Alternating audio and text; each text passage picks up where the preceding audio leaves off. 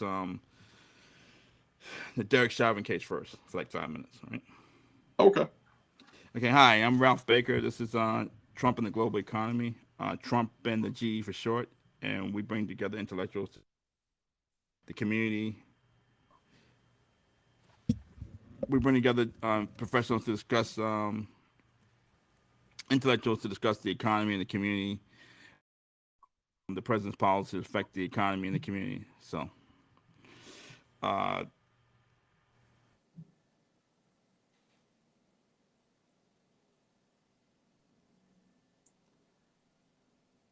tonight we'll discuss the fact that President Biden suspended vaccine intellectual property rights, which we discussed a couple of weeks ago. That we thought was a good idea, but he actually did it, which is kind of surprising. So, you hear that? Yeah, some of your sound is going a little bit in and out, but I think I'm picking up most of what you're saying. Okay. Okay. So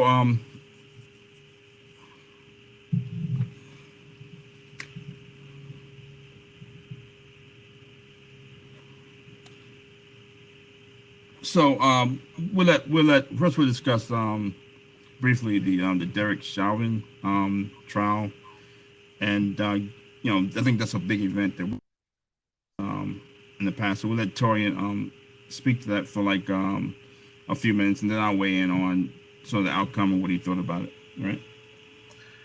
Uh, sure. I mean, I think like most folks, it's a little bit of relief.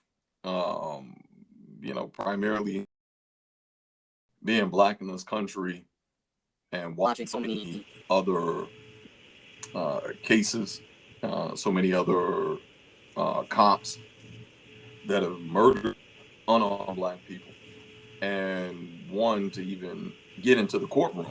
So I think with every step, there is some abated breath. In other words, um, first seeing that initially there wasn't even going to be a trial. Obviously, the collective movement that happened over over the summer. I think estimates put it at a little over 100 people that participated, not just in the U.S. but globally.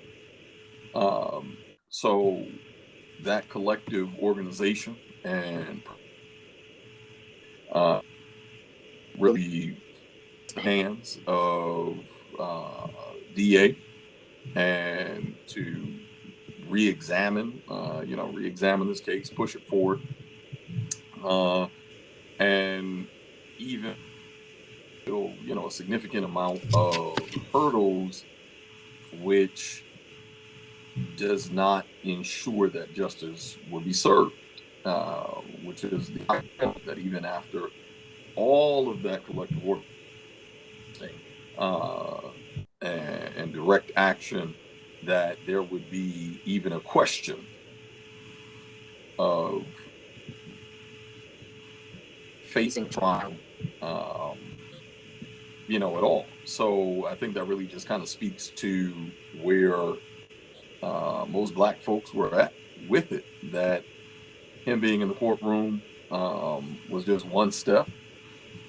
Couldn't call it a.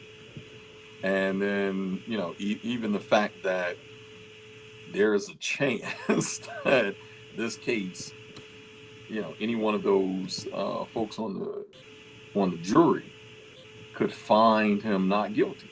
There was a chance. It was mine. There was a pretty high chance.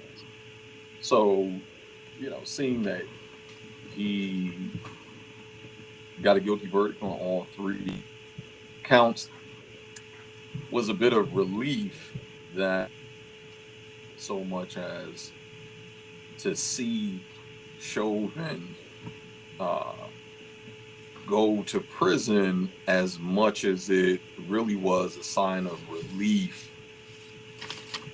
There was some semblance after all of the direct action, after all of the protesting, after all of the grassroots efforts, again, here and abroad. So I really think that's what that represented, that it wasn't all to wait. Was happy to see the family. His brother spoke, I think, a few times to express their joy to see some is being served. But it really isn't a win. I think like most people, we're because he's just one guy. He's not the entire system. There's still an amount of work to be done. The people have voiced defunding the police, have voiced the police as it stands now, and community police force, or community reforms, and other and even other ideas. Chicago, like grassroots organizations in Chicago and Minneapolis, even some in LA, have voiced some varying degrees of what police reform would look like and should look. A lot of that has fallen on deaf ears, in other words. And, we have a president in office who has frankly, in my opinion, has done the bare minimum on a federal level, when part of defunding the police comes from the federal budget that Obama, when Biden was VP, increased the police budget. So defunding the police would actually bring it back to the, if we defunded it by the same amount, in other words, would bring it back to pre-Obama funding, and allow more funding to go into the other programs that were defunded to fund the police, such as education. So, in other words, it's a mix. It's a mixed result. It's a mixed feeling. On one hand, relief for the family, happy for the Floyds. Again, to see some semblance of justice, that it's not a forged justice, requires an actual systemic change. That's what would really look like, to where there should never be again, or at least another George Floyd is such an anomaly, because the system is no longer oppressive. It is no longer denigrating to marginalized people, and frankly, the Black people. So yeah, I think that's really what justice. With that being said, happy for the Floyds that they get some closure for their son or daughter, or his daughter will never be able to, hug her father again, and still so young, so she has a lot of life left. But thankfully her father will be remembered as a catalyst for one of the largest movements in human history, frankly. Still doesn't replace her father, but that will allow for some moving on, some closure. But on the other hand, we still got a lot of fight left. There's still a lot of and still a lot of signs that's pointing to the change, essentially the prevention of the change that the masses of folks on the ground are advocating and organizing for. So yeah, happy on one hand, but also still a lot of work on the other hand. It's it's a mixed feeling. Yeah, I had a few thoughts. I think it's good that the verdict, turned out the way it did. I think people our age, we know that it's almost impossible to get a police officer convicted of a crime. I mean, they took an oath and the public didn't. It's almost like, look at the scenario where you have clearly a murder took place and it happened on tape. And you have the police officer showed, I guess what you call callous indifference. Is that what they call it? Yep. Certain level, clear callousness. That this is what it takes to get a police officer convicted. It has to be on tape. Has to be a clear murder, and has to be this guy. Just look on his face for like 9 minutes. He's pretty callous. So that shows you how difficult it is, if next to impossible, to get a police officer convicted of a crime against civilians. So I think it was the right verdict. I think he's appealing now. I think he's trying to say that because of the political climate, because of all the media attention, and maybe potentially the jurors were afraid or biased. Yeah. Afraid of not delivering a guilty verdict. I think he's trying to say he could not have gotten he did not get a fair trial. Yep. The other thing is that I just noticed the look on the guy's face the whole time. He looked like a deer in headlights. Like what we just discussed, it's the one scenario that he could get convicted actually happened. He's looking like a deer in headlights. Like, dude, you don't know that the whole you have to take this L you're gonna take this L. Yep. Because nobody, otherwise, Minnesota, we have 49 states now, right? Minnesota won't be on the map anymore. Right. If you don't you gotta take this L. That's what's happening, guy. He had the look on his face like, yeah. So he looked at deer and headlights the whole time, like he don't know. I'm a white man in America, and I'm a cop, and I'm about to go to jail. Yeah, you're about to go to jail, guy. Yeah. So he just looked like he was in total disbelief. Like, how did I get here? Like, you could got that guy's neck after for a couple minutes, and then he hit meme status that while the judge read out the verdict, he was genuinely shocked, and it's rightfully so, though. To your point, right? Like it's like, if I'm him, I would equally be confused, because you are, and one thing too that goes to this, now sit back for a moment, like, wow, like, when someone says something so plain but profound at the same time, when you look at the case, it's the state versus Derek Chauvin. And, every police, and a good friend of mine pointed out, was that really what it should have read was the state versus the state. But you can't be state v state, because every police officer is an agent of the state. So when George Floyd, he was acting on behalf of the state. Right. So that even speaks to why he was so shocked.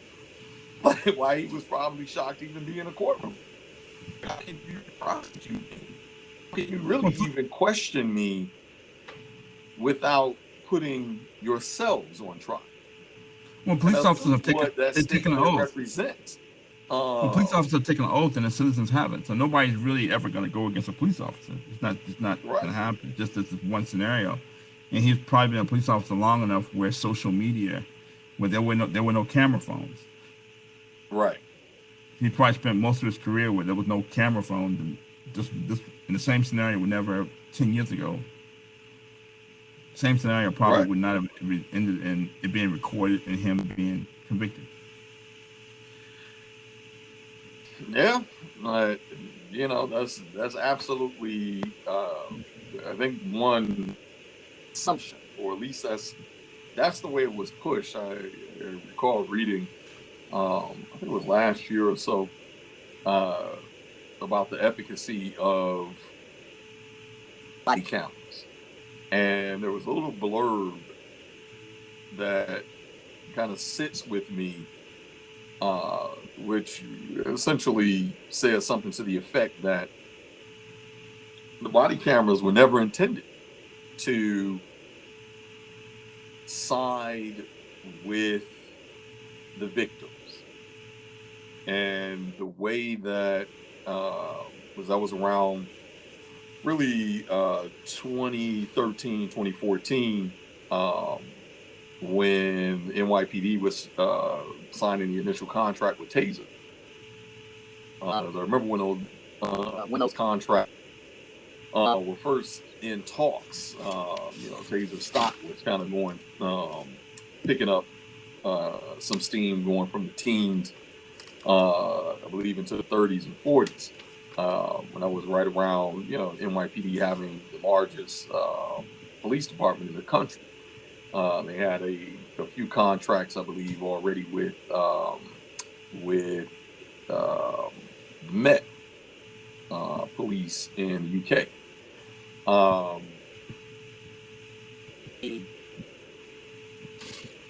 In other words, as if this will now, one, prevent incidences of one, police injustice, and correct behavior as well, because now police officers will be mindful that they're being watched ultimately.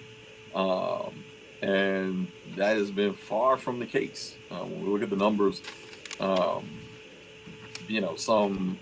in some categories, it can be argued that body cameras have increased the boldness of police officers,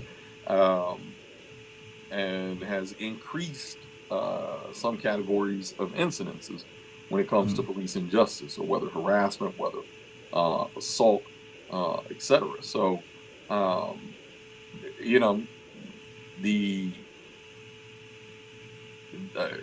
sure the assumption too, first hearing about, because there was a lot of pushback from police departments around the country. It's been more intrusive. Adopting more intrusive, make it more difficult for them to do the job. Exactly. So there was a significant amount of pushback. So I'm sure, some of that was felt, but with each that has been made public, to see that it had pretty much zero to on qualified immunity, on the status of police unions, and the ability of police. It really emboldened officers like Derek Chauvin to continue acting in the same manner that they were acting before the body cameras, in other words. Right. I think that's why he was so comfortable. Right. Sitting his knee on his neck. Right. That's a fair. I had never used sitting in that courtroom. I never really thought of it that way. But a couple things the first person I heard argue for body cameras was Letitia James. I think that was before she was Attorney General, and she was arguing that. I think she was arguing that it would make police more accountable in a lot of these incidences. Right. I think one of the incidences was out of South Carolina, where someone had taped it, and then I think she was more reason to have body cameras, because it just wouldn't be right. Have a citizen walking by. I think what you're describing is the fact that when the police know they are in the right, they have you on camera acting up. That gives them emboldens them to do whatever. And they had maybe George Floyd maybe resisting arrest. So that may have emboldened Chauvin to get even more aggressive with George Floyd. If he maybe didn't have the body, say, we got this on tape, see? Now I can do whatever I want to do to him. Because I never really looked at it from that standpoint. But yeah, that looked like, we got this guy resisting arrest, and so it gives us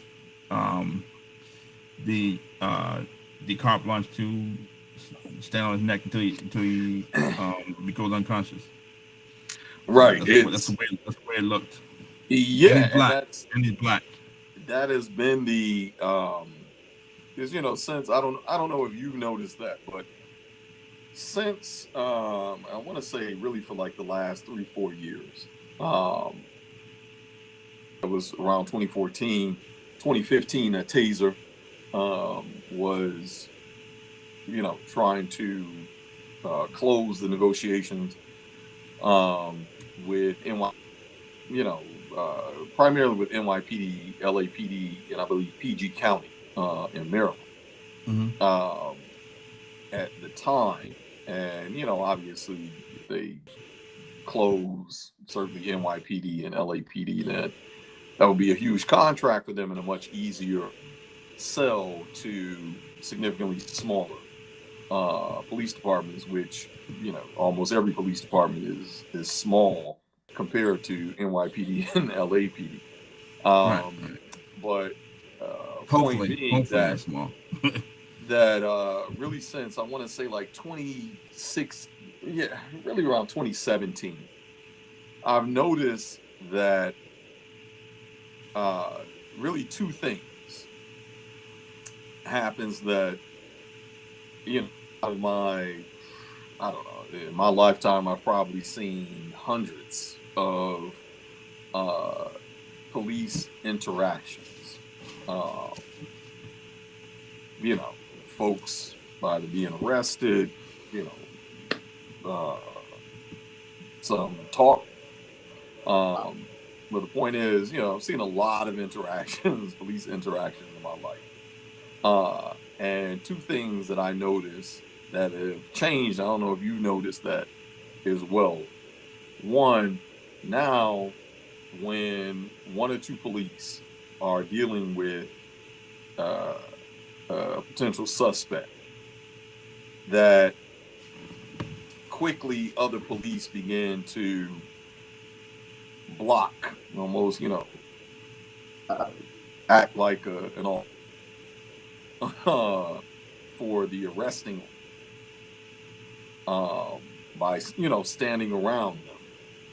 Mm-hmm. And then two, the second thing that I've noticed is the loud yelling, like collective loud yelling. I've seen that too. Stop resisting. Stop Right. resisting. Like we said stop resisting.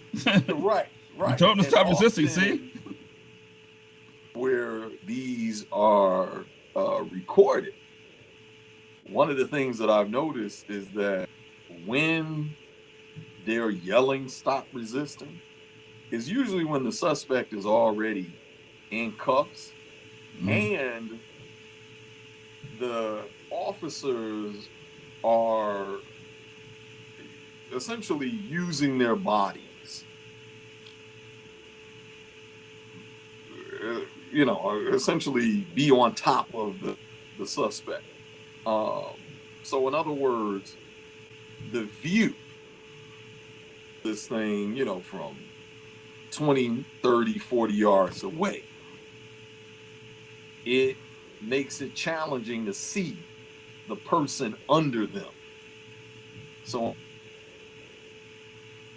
rarely have I seen a clear confirmation that this person is resisting arrest. And I believe it's intentional.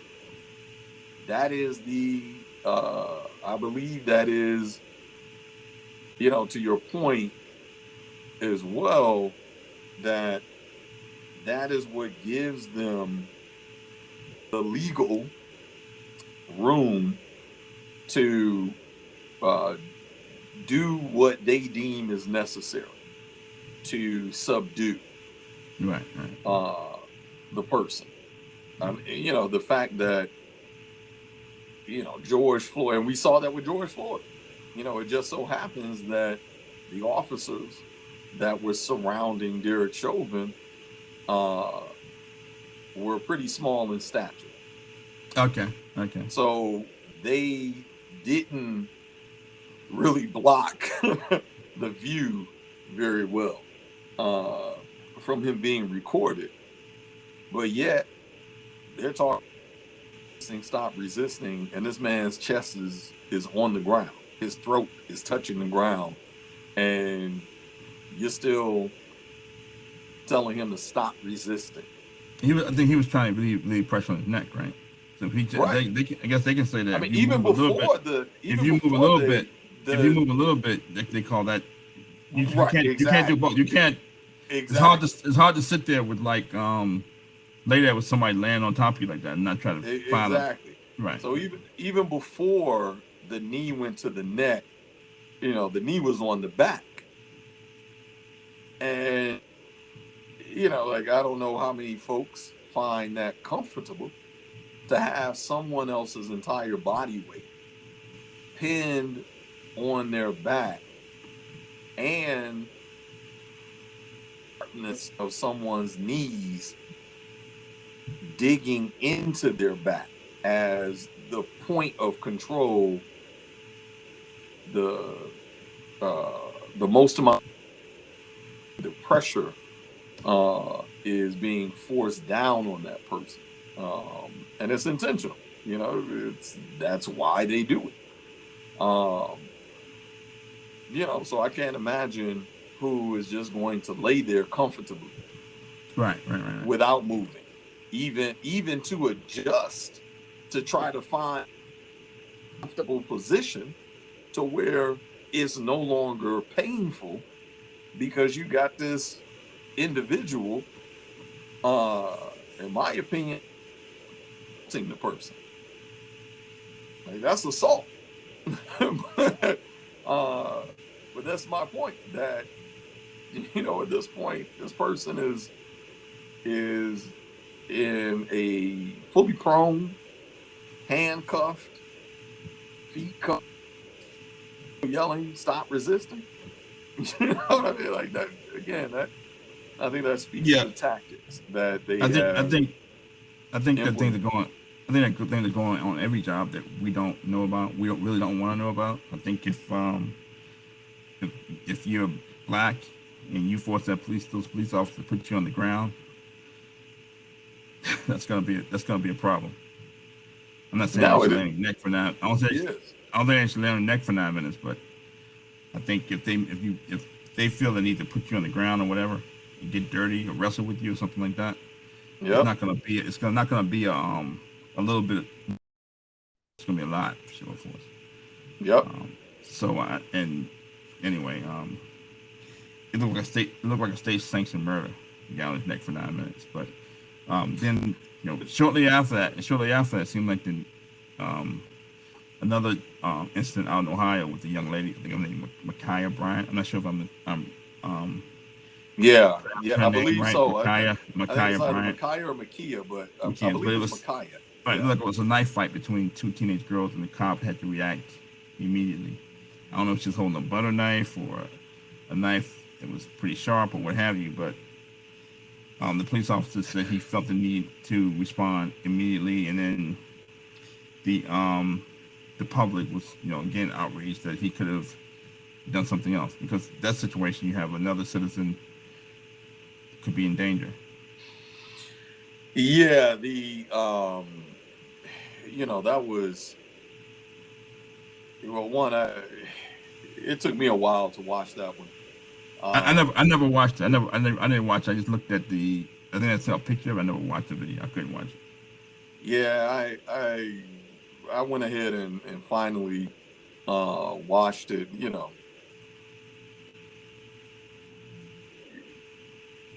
It's mentally, physically, and if you believe you have a soul, it's draining even the soul to continue to watch black people at the hands of the state, and especially children. Micaiah Bryant wasn't the only one. I'm gonna forget forget this young man's name, the one that was murdered by the bathroom, murdered by the police. You have 4 big grown literally attacking, you know, right around the same age as Ma'Khia Bryant, while he was in the bathroom stall. But you know, it took a while, because yeah, it just gets. I don't even blame you, man. And I think, especially have children of your own as well. Right. It's extra hard to, you know, sit there and watch, because, you know, most of us can easily see our own children being in any one of those situations. But yeah, I did watch I watched it, and you know, on the first glimpse of it, because I did, like, it was a little bit confusing and moved a bit fast for me, honestly, and I rewound just the first part of it a couple times, because you know, kind of the angle of the camera, you can see her coming around the and then I don't know, like something changed in the view, and you know, like, at least the way that I was looking at it, it seemed like that I was looking at the wrong person initially, before realizing who Ma'Khia Bryant was.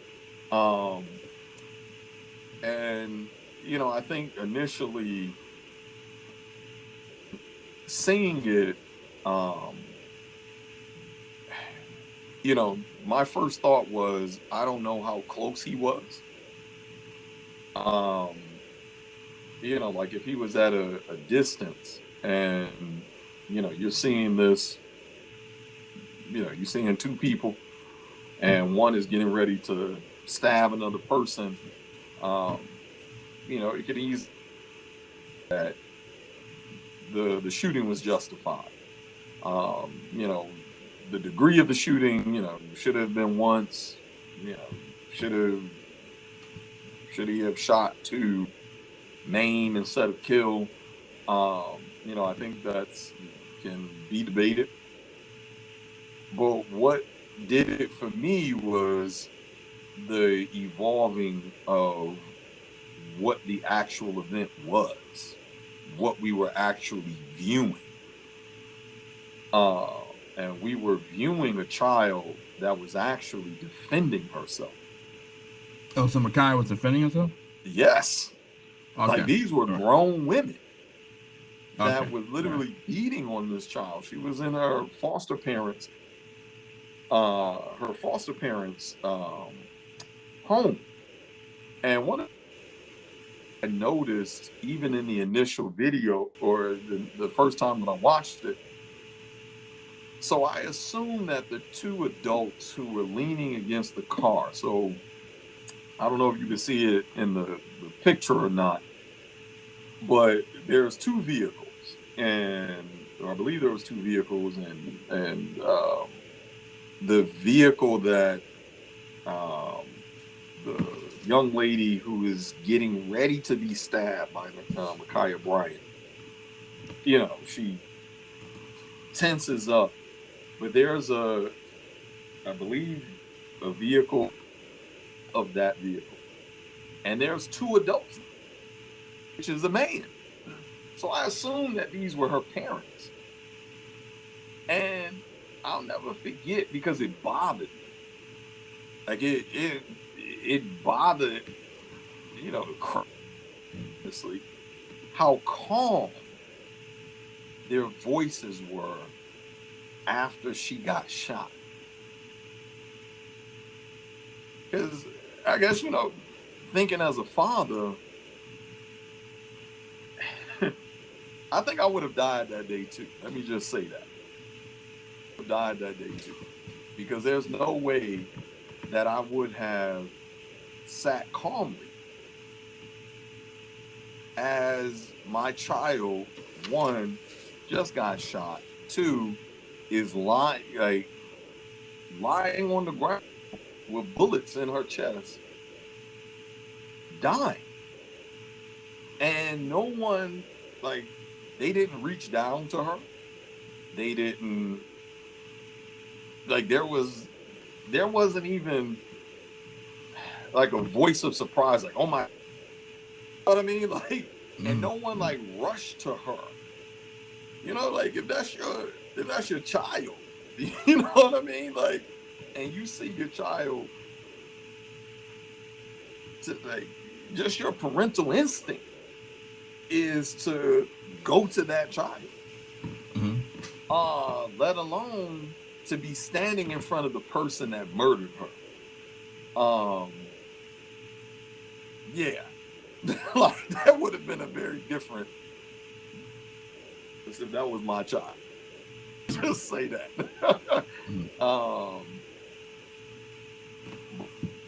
No, but it was weird to me. Like, it was really weird to me.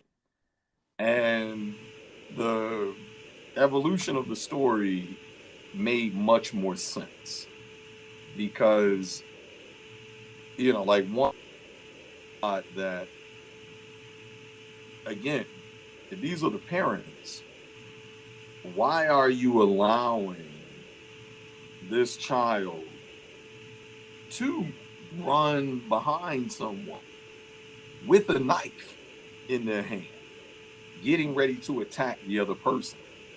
So even if, because I guess I was trying to rationalize the lack of response from these, the two obvious adults. Like, I didn't even realize the other folks in the video were adults. She actually was the only child.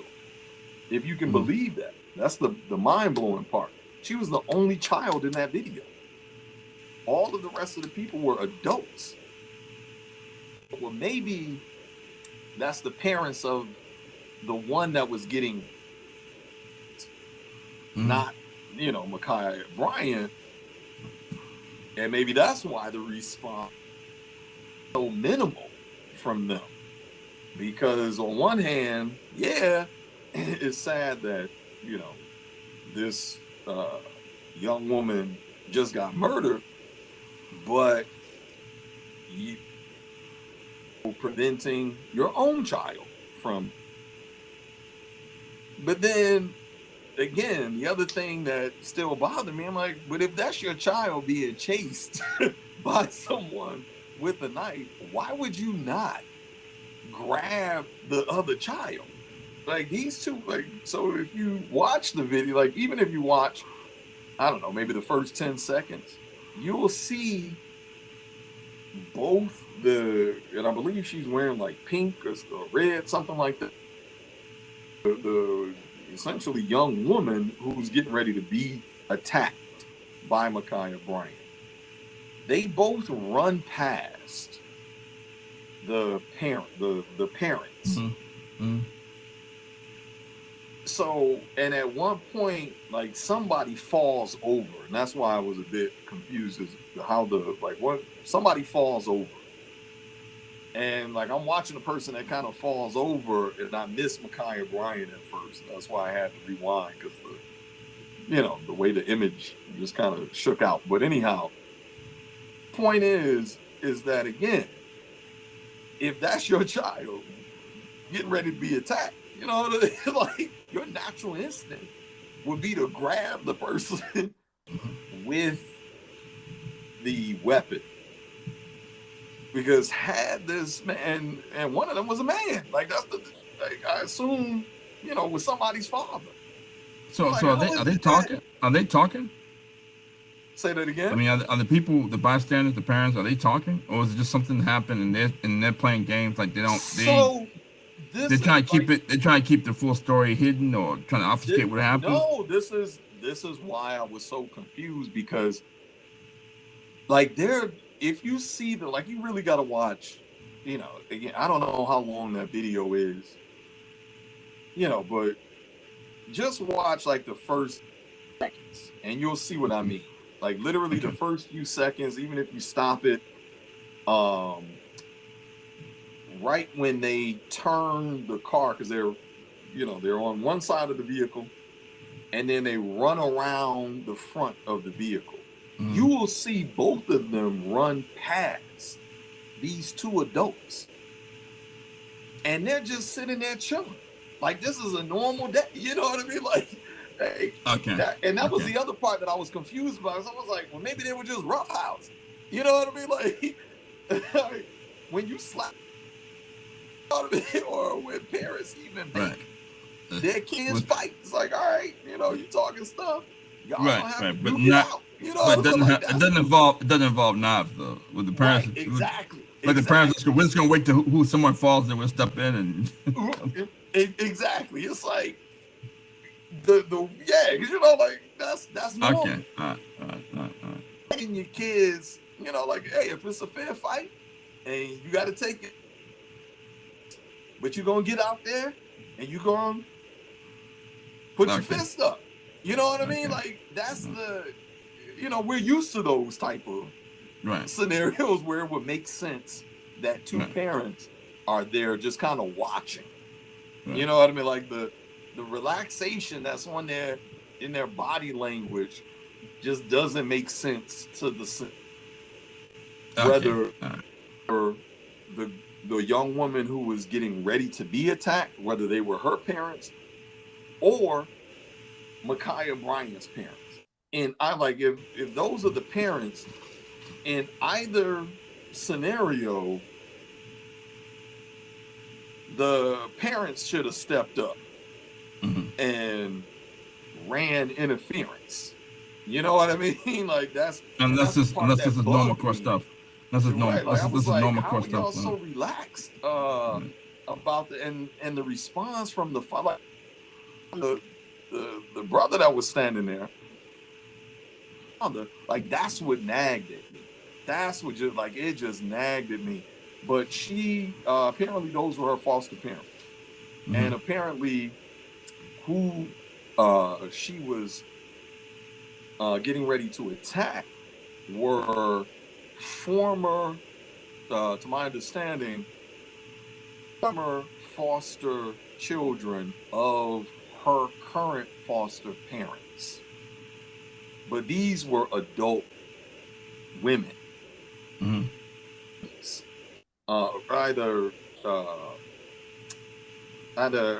mid-20s or late 20s. So these are adults. And apparently they had already spent the last 2 days attacking this girl. Physically, verbally attacking this girl. And, I guess she got to the point where after the last few days of physically attacking her, she decides she's going to fight back. Why? Because there's a lack of leadership in the household from the foster parents that prevented getting to that point. Wow. First of all, why are you, almost 30 years old and you're putting your hands on a 15, 16-year-old girl? You know what I mean? Even if, and to my knowledge, there wasn't even behavioral problems by Ma'Khia. But even if there were behavioral issues, you being a former that has gone through the system should be well aware of conflict resolution, and that your fist, especially as another adult to a teenager, is not that solution. Right. Unfortunately, a good amount of children are physically and sexually abused through the system. And unwanted children that are taken by CPS officers, you know, I don't think anyone feels that a child is going from an abusive home into the foster system. You know, I think most of us are well aware of the amount of abuse, sexual and otherwise, that goes on with, um, and so in other words, to be a child that has been through that system, um, I would imagine that even if you were one of the luckier ones that experienced any levels of abuse, um, you know, certainly by your parents, that you still interacted with other foster children that came from abused homes Mm-hmm. and would realize that, you know, beating them down just is not the the behavioral change that's going to cause them to kind of act right. You know what I mean? So even if she was having some behavioral issues, in other words, I don't really see any justice that would warrant this former foster child and now a fully grown adult woman, um, to rationalize in her mind putting her hands on this child. Mm-hmm. And certainly not to the point where she now feels cornered. Mm-hmm. That's why she had the knife in her, because, and it wasn't just one.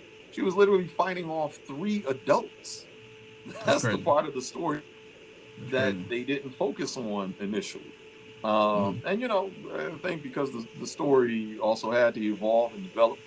Um, you know, and to my knowledge, I don't even believe her parents, her biological parents, are passed. I believe they're, you know, still around and in the picture. Her sister spoke out. Um, Micaiah Bryant's sister spoke out, on a Facebook post, which kind of circulated social media. And you know, you could hear the pain and anger and the righteous anger in her voice. And she kind of expressed some of the same thing that I was wondering how these two, you know, quote unquote parents, that they were parents, could be so calm during such an interaction, you know, Right. without stepping in on any level. Right. Um, yeah, that whole situation was just mind blowing, Hmm. to me. I feel like that was 100% preventable. Um, Now it was actually Micaiah Bryant that called the police. She's the Hmm. one that called the police. These grown women for the third day in a row. Hmm. Like, Wow. that's the sickening part about it. That Right. this girl, like this this girl who essentially has grown up in an age of social media, has grown seeing what calling the police can do Right. to young black children. Right.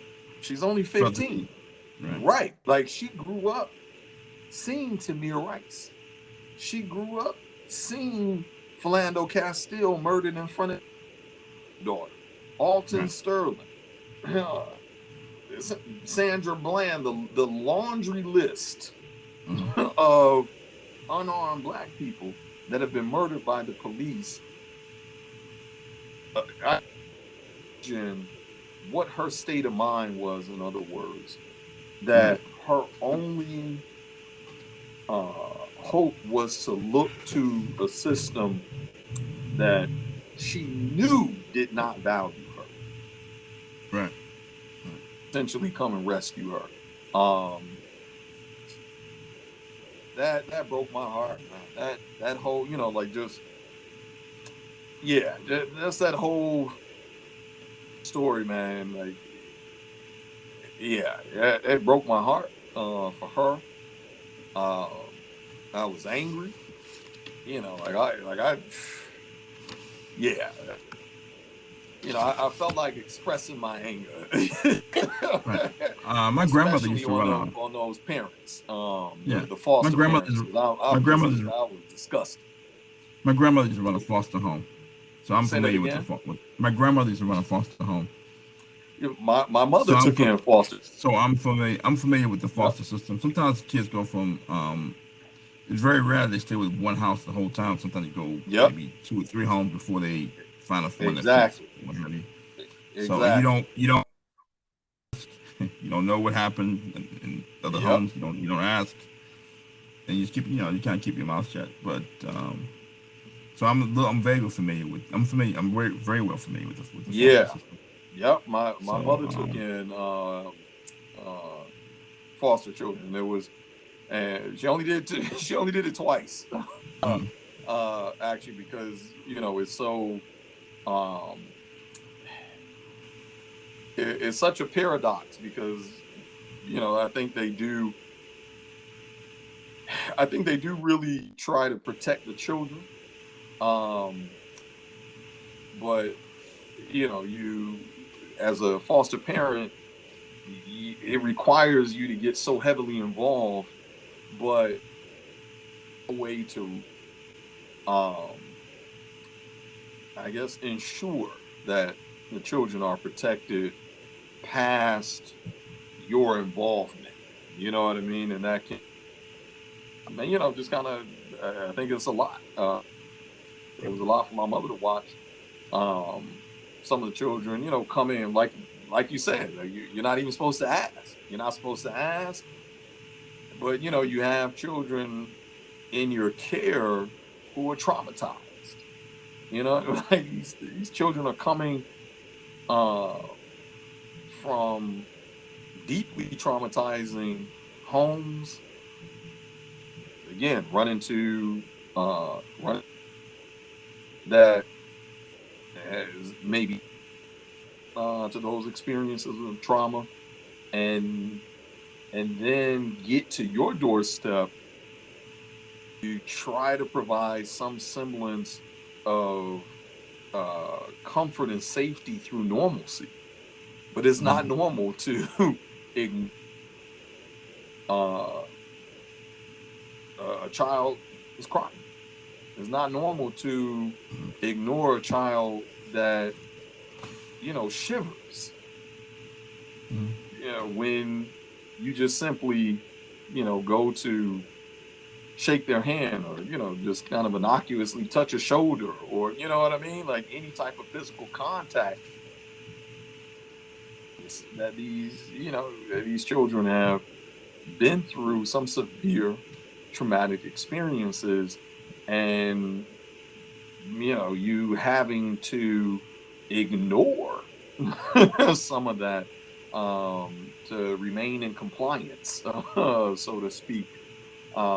Yeah, I think it's a lot, even on foster parents. So, yeah, my mother didn't do it very long, um, because she is a very outspoken woman, Mhm. and Mhm. a very protective woman by nature. So, uh, she felt handcuffed at the same time, and I don't think she could just kind of sit idly by without wanting to do more, but being highly discouraged. So yeah, man, it's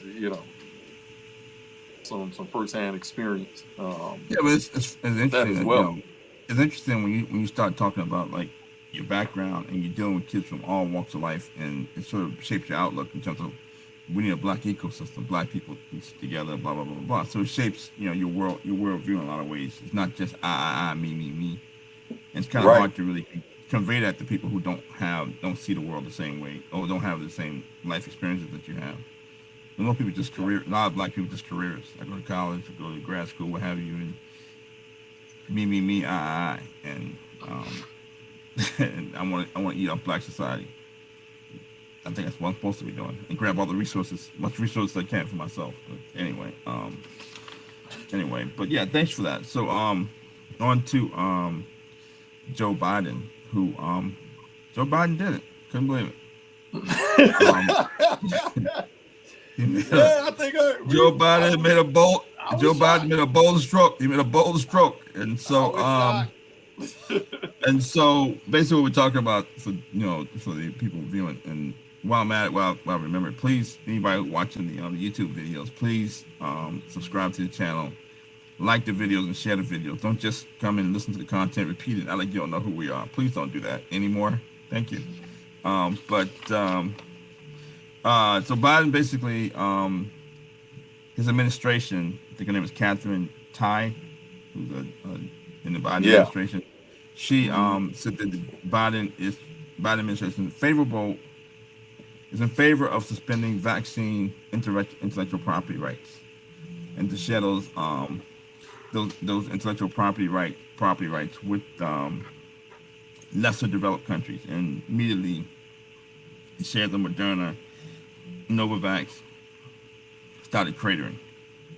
And someone on social media said, I can't believe Biden I didn't know why they were falling, but I can't believe Biden just vaccine IP rights. And I've been talking about it for weeks. Like, this is a possibility. This is a possibility if you're given the scenario where you have the government had actually funded the R&D for Moderna, billions of dollars of R&D for Moderna and Novavax, also for I think for BioNTech over in Germany, I think it was, and Yep. they didn't fund the R&D for Pfizer. Pfizer funded its own R&D, but they did have a ready supply of ready customer who was, the government's willing to buy, maybe 1.9 billion of doses from Pfizer. So Right.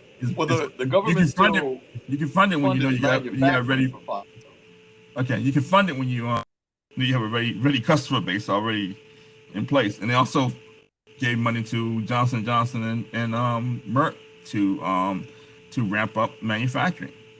So there's a tough, not still some legal wrangling to go. They have to iron out the legal details with the World Trade Organization, Yep. and I guess with the countries they want to share the IP rights with. So that could take couple, I guess, a few weeks to like maybe a month or so Hmm. to iron out the legal ramifications. Because they're breaking new ground here. It's very unusual, and they're breaking new ground. So I imagine it's going to take some type of not just um, legal, I mean legal advisors, but some actual intellectual, some brain power to figure out how this should work. Because they're setting a precedent. So just wanted to get your take, what your take was on that. Yeah, man. I mean, like, like we said last week, I have very little faith. So,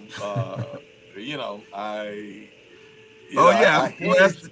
well before you, I did hedge a little bit. Torian, before you go on, say you had little faith is redundant because you always a Debbie Downer. You always.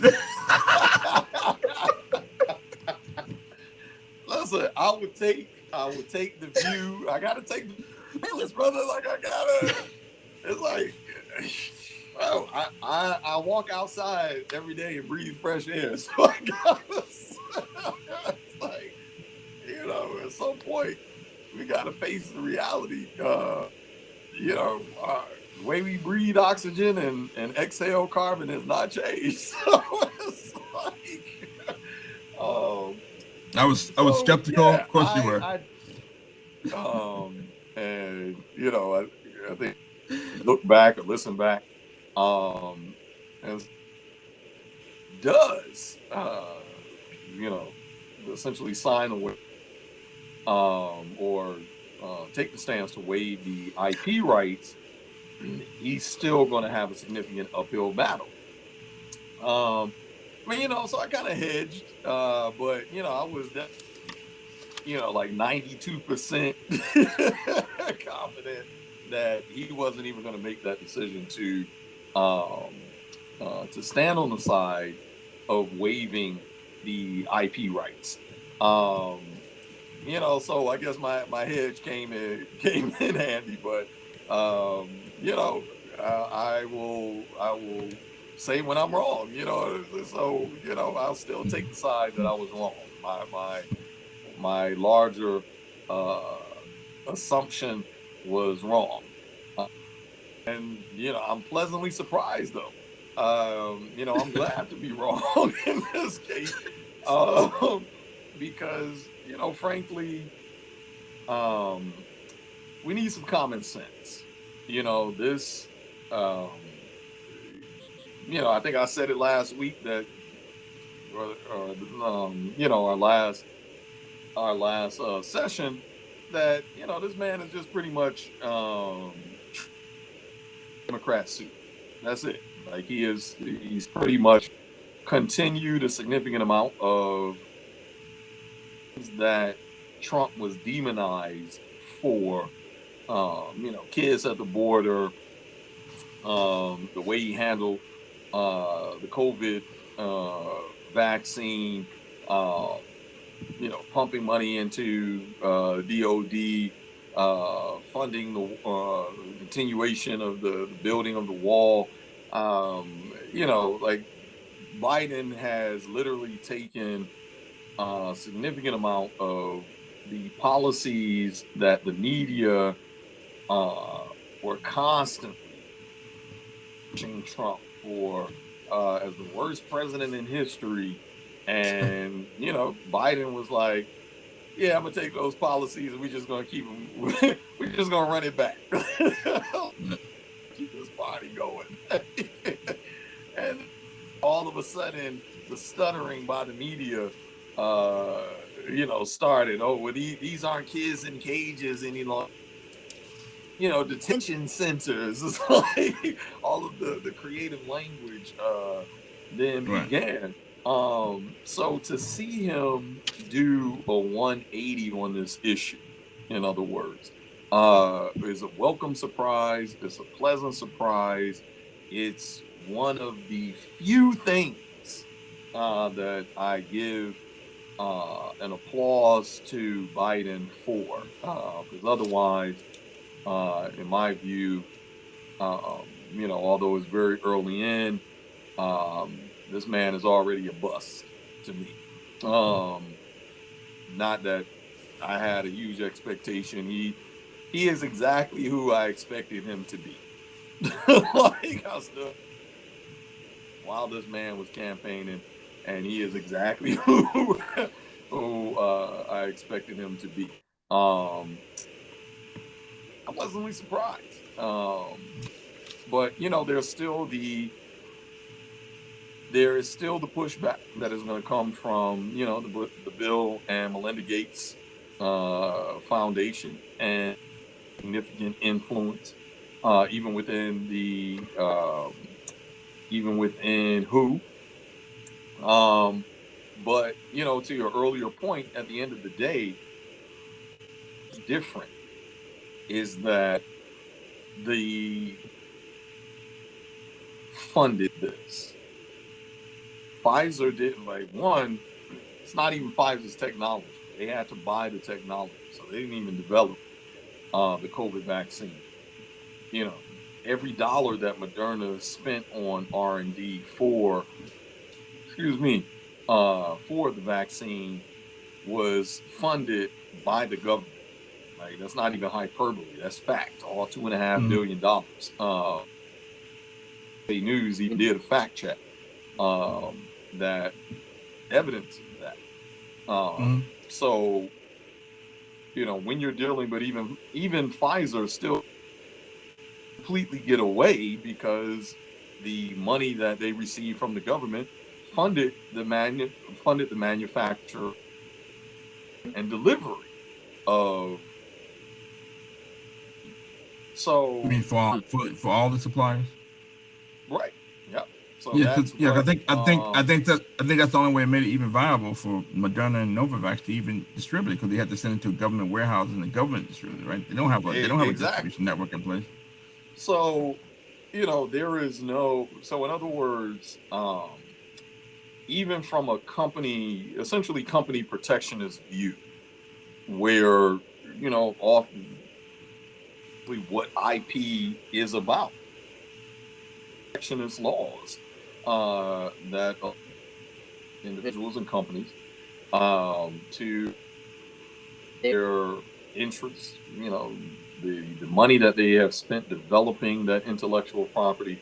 But at the end of the day, this is not what that is. The people have funded that because the government doesn't fund itself. The taxpayer funds the government, and the government use those taxpayer dollars to fund each of these private entities, including their share prices. Because this time, in fact, this time last Moderna, they were trading right around $35-40. And, magically, their stock price quadrupled after, over the same time period. But after the injection from the government and getting the contract to develop a COVID vaccine. Right. So even, the downturn that the stock price did today, really over the last 2 days, which was already at an argued. I'll leave that argument for you, brother. Sitting around the 180 mark, dropped down about $40. And, today, essentially spending the day doing a dead cat bounce, back up into the 160s. But, in other words, is Moderna really $180 a share company? because of COVID. And even if we say yes, they are emphatically, Moderna is $180 a share company because of COVID. Well, where's the shares that should be doled out to the taxpayer? Because it's the tax that allowed Moderna to get the money to develop the vaccine and to experience a quadruple price upside over the last year. And put that same question to each one of the companies that have benefited, from the COVID vaccine. So, a short story. I would argue that this is the right move, that there is going to be significant push.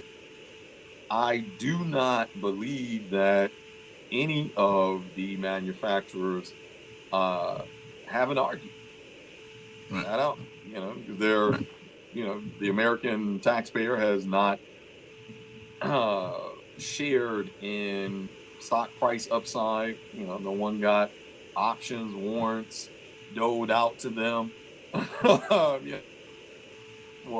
Here's 2-3 shares to say thank you for your contribution to our upside.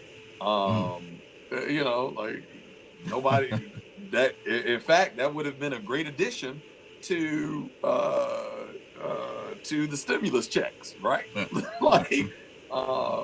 took a year just to get 2 checks out to folks who were hurting. And I'm sure, folks, imagine if even if you only got a couple checks or a couple of shares, let's say, you got 5 shares, back in April, 5 shares of Moderna stock when it was at, $38-40. And, your 5 shares, if you'd have held on to it, went to $180 a share. Well, guess what? That's already half of the stimulus check that most people, and you would have been able to liquidate much faster than you would have gotten the check. So you're really digging a knife in deep there, huh, Torian? His stimulus checks ain't worth 5 shares of Moderna. I'm just saying that if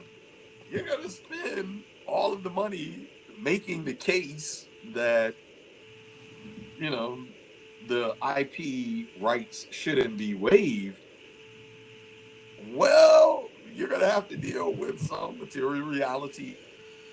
This did not come solely out of profits. Right. You know, I think, you know, if we were in a time where each one of those companies essentially said, hey, we're going to 10% of our profits or even operating revenue. So before even getting to profits, we're going to take, you know, a percentage of our operating revenue and we're going to commit it to developing a COVID vaccine. Then they would have a strong argument that this is ours. This is our technology. We have spent our revenue that didn't taxpayers, etc.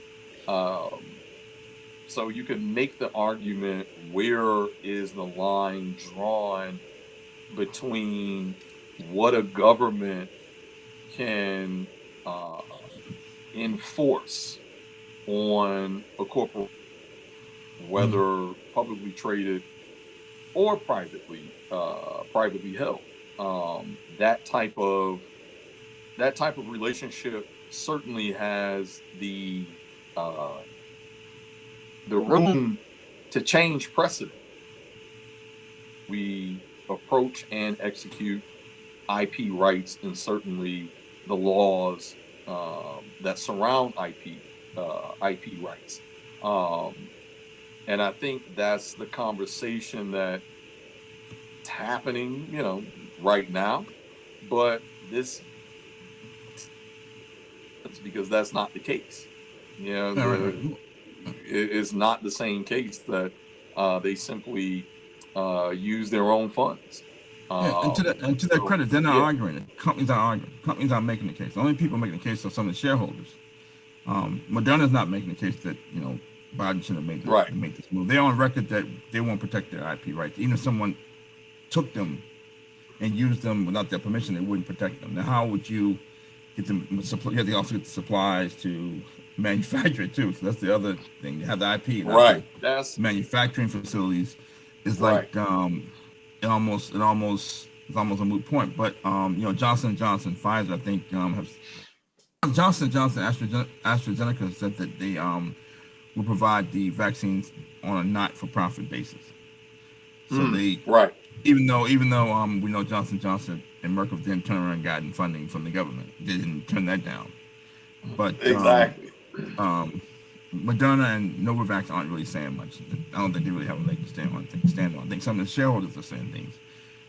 They did. Yeah. I thought it was interesting that the Biden administration said that they will work with other countries to get this done too. Like, they're almost seeking the approval of other countries. I'm not sure if Biden's not going to go through it if other countries don't, like the other major countries like Europe and whatever don't go along with it. I know Angela Merkel said that she didn't think it was a good idea. BioNTech, they didn't think it was a good idea to suspend intellectual property rights. Merkel said it's just bad precedent. The same thing, obviously, which that it hurts entrepreneurs and so on and so forth. But BioNTech made the point that the bottleneck for lesser developed countries to get the vaccines is not the intellectual property, but it's the manufacturing capacity. You have to have the equipment, correct, the manufacturing facilities. That's a straw. To me, that's a straw man argument. that's a straw man argument. That the bottleneck not the IP, it's the manufacturing facility. Should they have access to the IP or not? And the other thing I thought was interesting, that South Africa and India have been lobbying the World Trade Organization for months for access to the IP to avoid this scenario where wealthy nations would have a large part of their populace vaccinated and lesser developed countries wouldn't. So you can't tell me that South Africa and India and other countries didn't think about we're just gonna get the IP rights, and then oh my God, we need a manufacturing process too. You can't tell me they didn't think of that already. You can't. They must think, I'm sure they're smart to think of if we get the IP rights. They probably already had the manufacturing facility, either access to it or could build it pretty quickly if once they get the IP rights. They're not just gonna assume that they didn't know that they needed a manufacturing process too. Because that's kind of like the scenario a lot of U.S. companies were in. Once they got the vaccine, I wouldn't say approved, but once they showed that it had strong efficacy in clinical trials, everybody's like, "How do we get these vaccines to the States?" That was like a big question mark. Like, we mean tell me we have to get these vaccines to the States now? Exactly. It's kind of like France and England, who have been arguing, there has been a significant push over the last few years. African nations such as Senegal, Ghana, examples that, essentially petitioning these countries that have looted Africa through colonization and neo-colonization, ancient artifacts. The museum's response to their respective countries' governments are that the African nations don't have the facilities to keep their own artifacts. to properly house artifacts. Which is why we should. How were they housed before you stole them? How were they housed before you stole them? Exactly.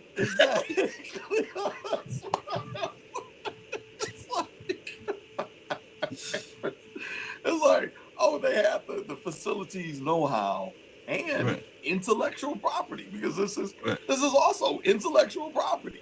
Which is being argued, and you're literally using extortionist art. Right. That was kind of like the quandary Picasso was in, right? Picasso has these paintings that clearly based. Listen, these you have African influence. He can't tell people he was painting. His paintings were based on artifacts that were in the Louvre that were stolen from Africa. Yep. Exactly. He can't tell people his paintings were based on stolen art. Like you never lived in Africa, so how do you know how to paint this African? Exactly. He couldn't tell what he was using as his models. That he was using stolen art to make paintings and make money off somebody else's art and all his African influence. And he always said there's no such thing as abstract art. You always start with something, and you can go back and erase the traces of reality. But what did you start with? Because you're not from Africa. Exactly. What did you start with? Exactly. It's completely illogical. And this is the same, this is the same level of argumentation that we're looking at. And that's really all it is. And it is, I think just greedy shareholders. If you've already experienced a year of record-breaking share prices and arguably overvalued but once you get folks used to a certain lifestyle, like if you have a lifestyle, $40 lifestyle, and I put you in $100 lifestyle, it's hard to go back to that $40 if I told you, hey, this $100 not meant to last. Right. But everybody's entitled. I'm gonna let you taste it. But you're gonna fight me when it's time to check out. Like, hey, it's checkout time. Right. Like Moderna's management has been selling shares over the past year. Merck sold out after they got emergency use authorization. Merck, Yeah. AstraZeneca were early investors in Moderna. They sold out because they know the stock's overvalued. Management selling shares. Like, Management hasn't bought shares in like 9 months. There you go. But the shareholders are holding on and trying to tell you the stock's not overvalued because it was at 180. Right, they think the stock can go to 200, maybe can go to 300 because they say so. And so they're like bad at Biden because he's stopping the gravy train. And those stocks rallied. I thought it was interesting that they rallied after she wasn't in favor of suspending vaccine IP rights, even though she has no authority over Moderna or Novavax. She has no authority. You think Joe Biden's going to just say, "Oh, we're not going to suspend IP rights because Angela Merkel said no"? It's almost like it's nonsensical. Right, it's completely nonsensical. Right, the stocks just started rallying, and people. I'm getting messages from people like, "Oh, you don't know what you're talking about." I told you stocks rebounding now. You know what you're talking about. Okay, guy. Wait. Anyway, yeah, you can't. Anyway, you can't win I'm not gonna argue with you. But I think Joe Biden is positioning himself as the humanitarian president. He's giving out a lot of stimulus checks. With the suspension of vaccine IP rights that could hopefully alleviate bottlenecks in lesser developed countries. He's talking about the infrastructure investing. I think some hedge fund manager, I can't remember which one. I think it was Citadel. Someone from Citadel said that comparing Biden to FDR. He's only been in office 100 days, but comparing him to FDR, I guess if he gets the infrastructure bill passed, he could position himself as the humanitarian president. Stimulus checks. Suspending, I'm not saying it's true, but suspending IP rights. Infrastructure investing. That he's the guy. He's spending, and he's thinking outside the box to help American citizens and citizens abroad. The other thing is that I think it was the right thing to do. I think it's global travel. We talked about this: tourism, travel, leisure industries. The economy can't bounce back with those industries. They're still facing headwinds. And global travel, right, through February 2021, has declined 75% over the past 2 years, since February 2019. It was down 72% from February from January 2019 to January 2021. So it's gotten worse in February. Yeah. Even though the economy is slowly reopening. So I think Biden also knows that if you reopen the economy and the economy doesn't recover because leisure industry, tourism, travel is still lagging, it's going to look pretty odd. The whole goal of the reopen economy is to grow the economy and not still have economic headwinds. But we know that you can't. It seems like the bottleneck is to have all countries vaccinated so that you can have people from America traveling to India or Africa and vice versa. If they can't come here if there's a moratorium on restriction on people traveling from India to the United States, that's going to hurt tourism because they're still experiencing spikes in the coronavirus. So that's going to hurt. Yeah. That's going to hurt the economy.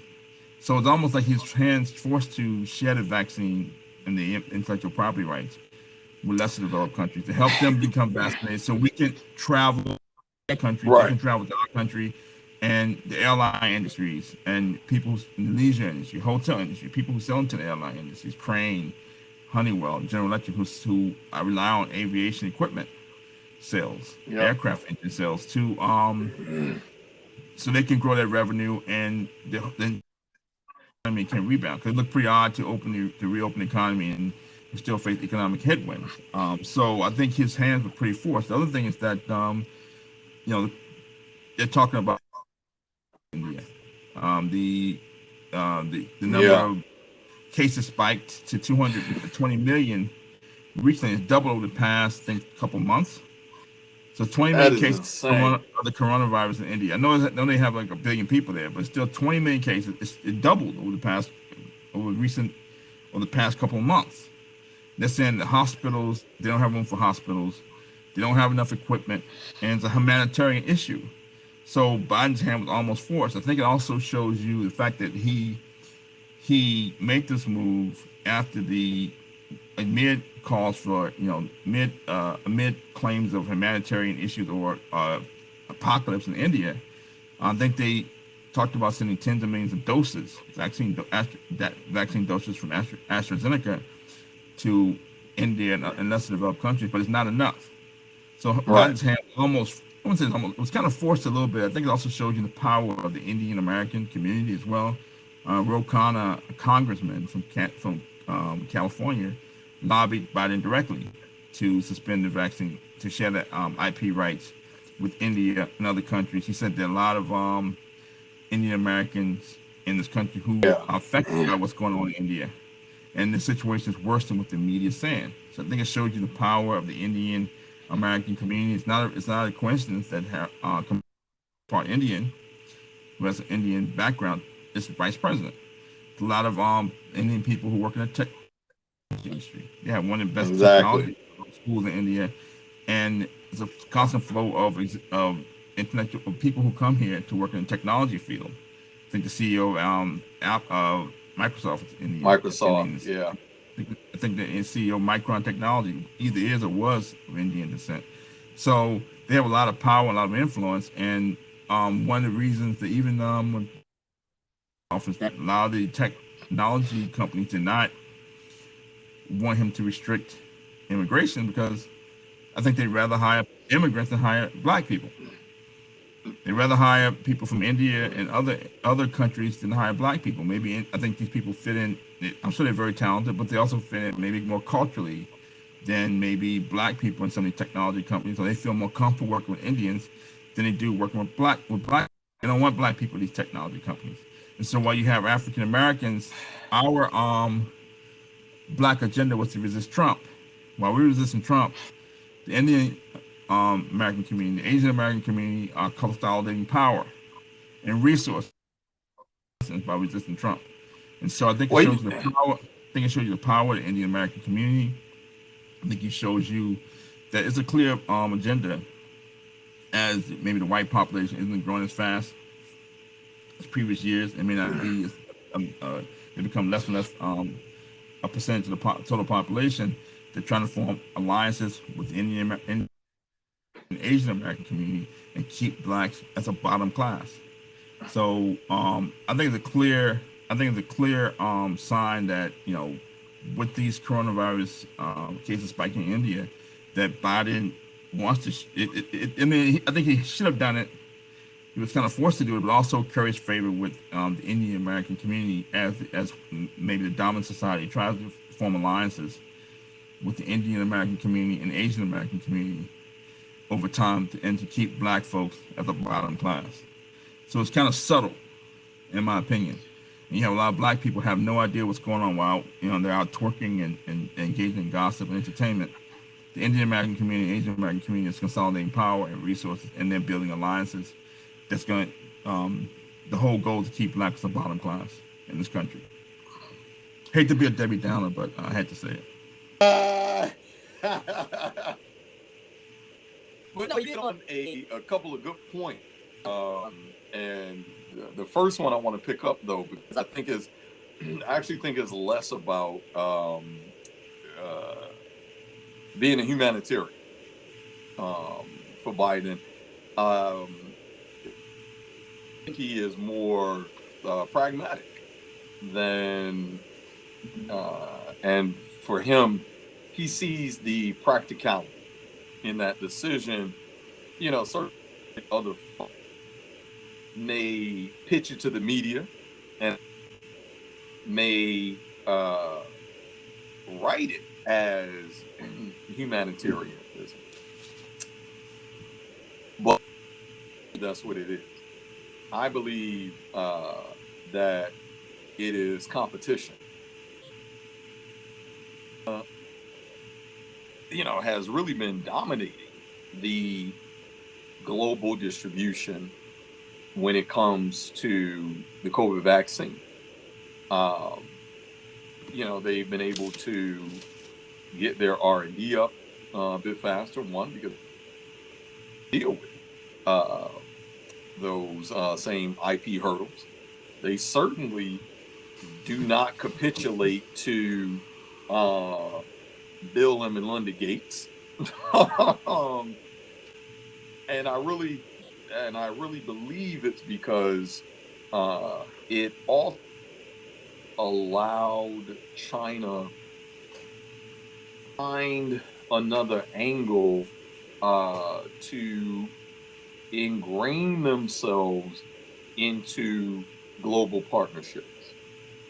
One of the things that at least folks that kind of paying attention to the Sino-African relations, and some folks have been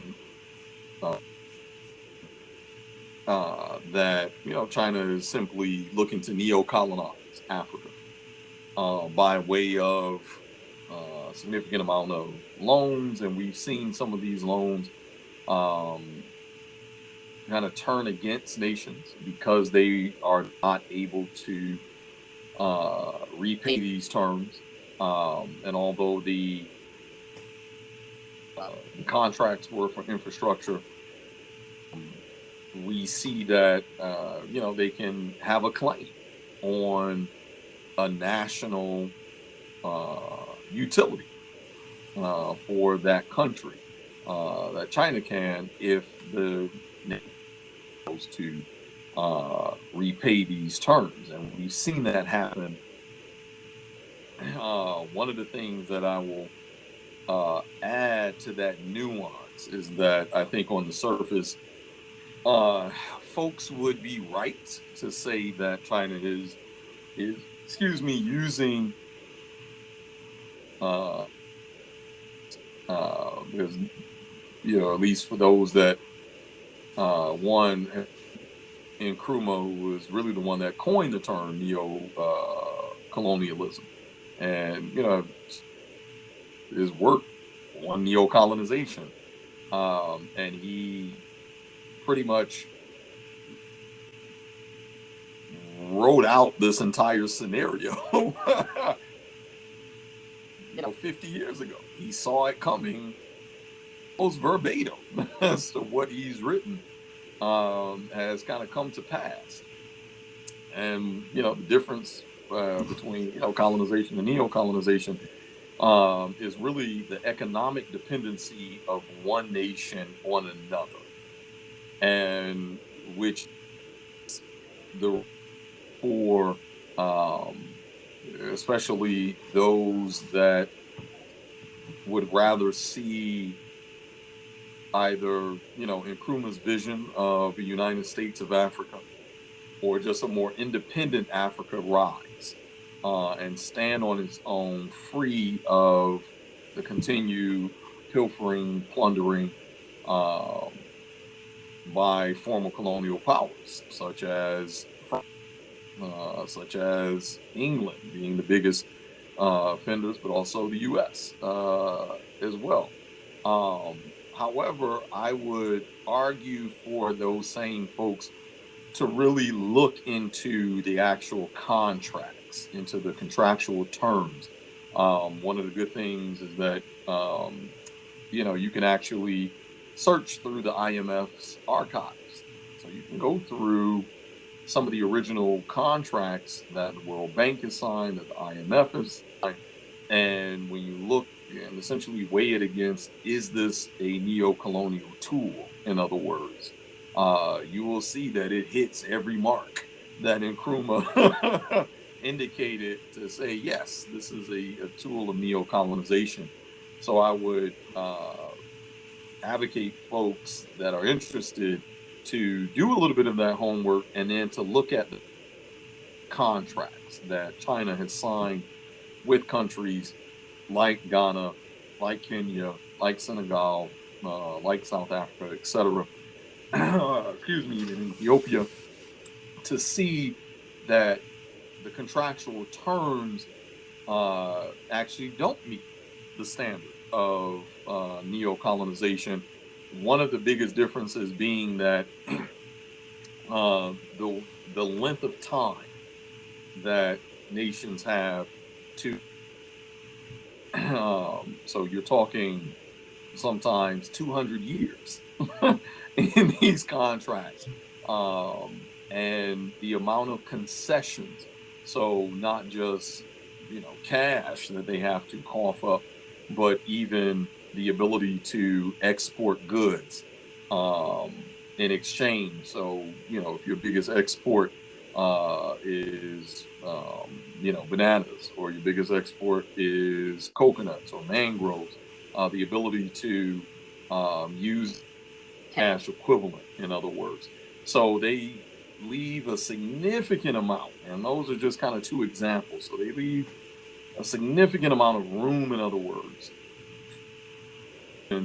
to be able to pay under more favorable terms that meets the African nations where they are currently, in other words, so that it's not putting undue strain on the nations. Go ahead. At the end of the day, China wants to be a superpower on par with the United States. They do want to be a superpower, but they don't have the natural resources that the United States has. They don't have the natural resources. And so they clearly want natural resources, and and when they get in a relationship with Africa or Latin America, right. They want access to. They're buying natural resources without going to war. That's how I look at it. Right, and it's a difference though, right? Treating, in other words, nations as equals versus step stools, and that's the difference, in other words. Okay. But I say all of that to say that China has been, over the last 20 years, really. And we're really now seeing the fruition and the culmination of the last 20 years of heavy investment. I mean, really, China was actually Ghana's first partner post-independence. Like Nkrumah, under Mao. So they already had a relationship that dates back, Nkrumah's and Mao's, obviously were Marxist-Leninists. Both were pro-communist. Point being is that, these are, in other words, the fruition of those made, and the U.S. is realizing that their influence globally has been waning over that same period, in other words. And I think Biden has taken the practical approach to, advocating for waiving IP rights, in other words, because now this puts them in a position to open up conversations that they have been really pushed to the back burner and threatened, because we already are seeing other countries moving towards China, moving towards, essentially an open frenemy. And this is another thing that Biden had. I think it was just in the last few days, we've seen Biden continue the same ban that Trump started. Essentially, this economic war with China. Biden has picked up that mantle and continued running with it. So I don't think it's coincidental at all that within the same time period, we see him make a decision to advocate for waiving IP rights and continue the same ban that Trump began with China. In other words, to me, that paints that picture that they are trying to compete globally and do it using, in other words, soft power tactics that China has been perfecting over the last century. So China, my impression, China's been giving loans and resources to maybe countries that have been cash strapped or maybe had under a lot of recessionary pressure. So I know, like in Latin America, they were basically buying oil. Right. They were giving funds to buy oil and maybe getting favorable terms because some of these countries in Latin America were hurting at the financial crisis. Are they Correct. basically giving loans to African nations in exchange for natural resources? 'Cause I know that let's say Robert Mugabe after he was ousted as the president of Zimbabwe, Correct. it's almost like I remember like did China have the new president of Zimbabwe, was he speaking Chinese? Um, Yeah. but he basically started talking about what China wanted and is China's interest or what China wanted was a key issue. It's a key issue as far as the guy who replaced Mugabe. Understanding China's interest and their relationship with China. It's a key issue for the guy who Right. replaced Mugabe. No, it is. It's these aren't altruistic uh intentions. So let us make that very that uh China is already a superpower. They're looking to be the superpower. Right. They've already surpassed the US and they're looking to continue that surpassing of the US, and in my opinion, of even being looked at as the go-to economy, in other words, and expansion. You know, the China under Xi Jinping's rule really started, where we see the implementation of capitalist policies. The difference between China, like Chinese companies that do practice capitalism versus operate within a capitalist system is capitalist class in China. So can buy their way. This party can never buy their way into policy over the party, and that's the difference. The U.S., where Right. it's arguably interest. Right. Have they found that CEO from Baidu yet? Was the CEO that was it Alibaba that I was gonna say Alibaba. Alibaba, yeah, I mean, Alibaba. he's a prime example of that. And frankly, Right. that's one of the things that I absolutely respect the fact that tree does not allow those that are simply the wealthiest ones to determine what's good for the masses of people. And that's essentially why they why homeboy kind of disappeared for an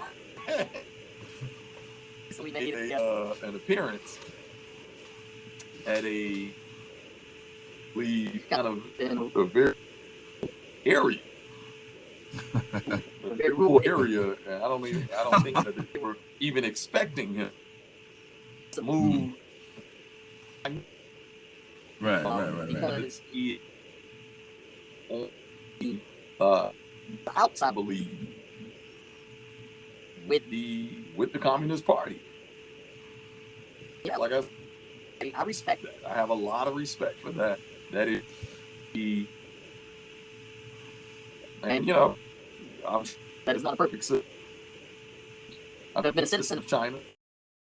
Speak to daily material of the Chinese citizen,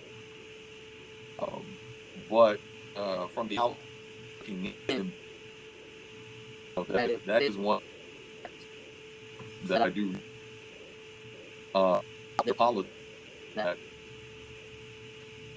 you know, that the party represents the masses of people, and interest, the people's interests will supersede, you know, a billionaire's interest.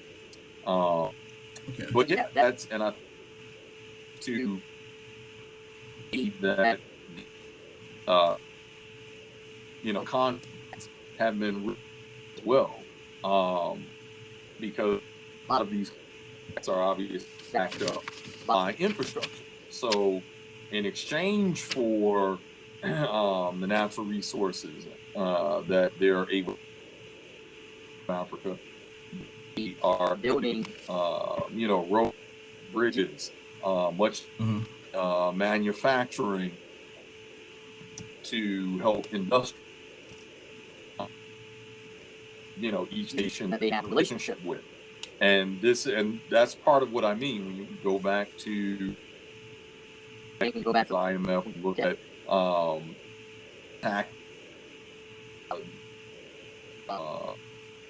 French, Africa, still $1 billion to this France. And when you look at France, 2 quote unquote poor, some of the poorest nations on the planet are responsible for France's GDP. This is what I mean when I say the difference between looking at neocolonization to these economies look like that China had with the very African nations. And let's say once China get their foothold into, once China get their foothold into a country, right? They've invested in infrastructure, they built up the roads and the bridges. Who owns the infrastructure? Right. First of all, and then secondly, is it almost, if China has a foothold in the infrastructure, it's almost impossible for the U.S. to displace them from that country, then, right? That's the essentially the argument of ownership is where the criticism comes from, and rightly, you know, these contracts shouldn't be written. It should be transparent. You know, frankly, stands. It shouldn't just be a decision of officials. It should be something and advocated by the constituents of that. So, you know, Kenyans, Ugandans, Rwandans, you know, South Africans, Ethiopians, etc., should certainly have a say-so over how these go down. But you know, I've read some of them, and the ones that I've read, it does leave the ownership to the respective country, unless, and that's where the catch is, because you know, at that point, resource, you know, let's say one of the contracts is for a dam, in other words, like, in fact, Ghana, like the project was started under Nkrumah. One of the reasons he was ousted,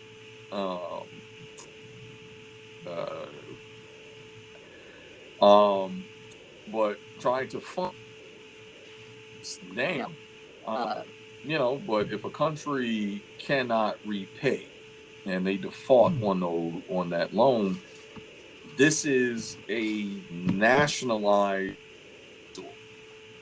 Right. But now this nationalized resource is owned or significant interest by a party.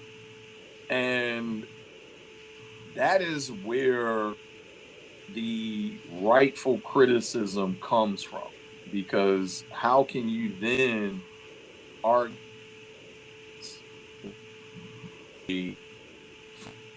and own research that your constituents use daily, which means that usage of that nationalized research is in the interest of that foreign party. They have the weight and legal right to voice and use it for their own.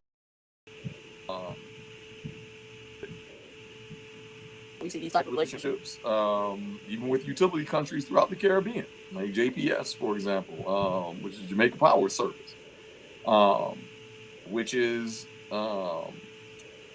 partly owned, I believe, the Jamaican actually minority share in their own, whereas Korea has a larger. Korea. Yeah, Korea has the larger share of interest. So how can a country be truly independent when its economic viability relies on another country?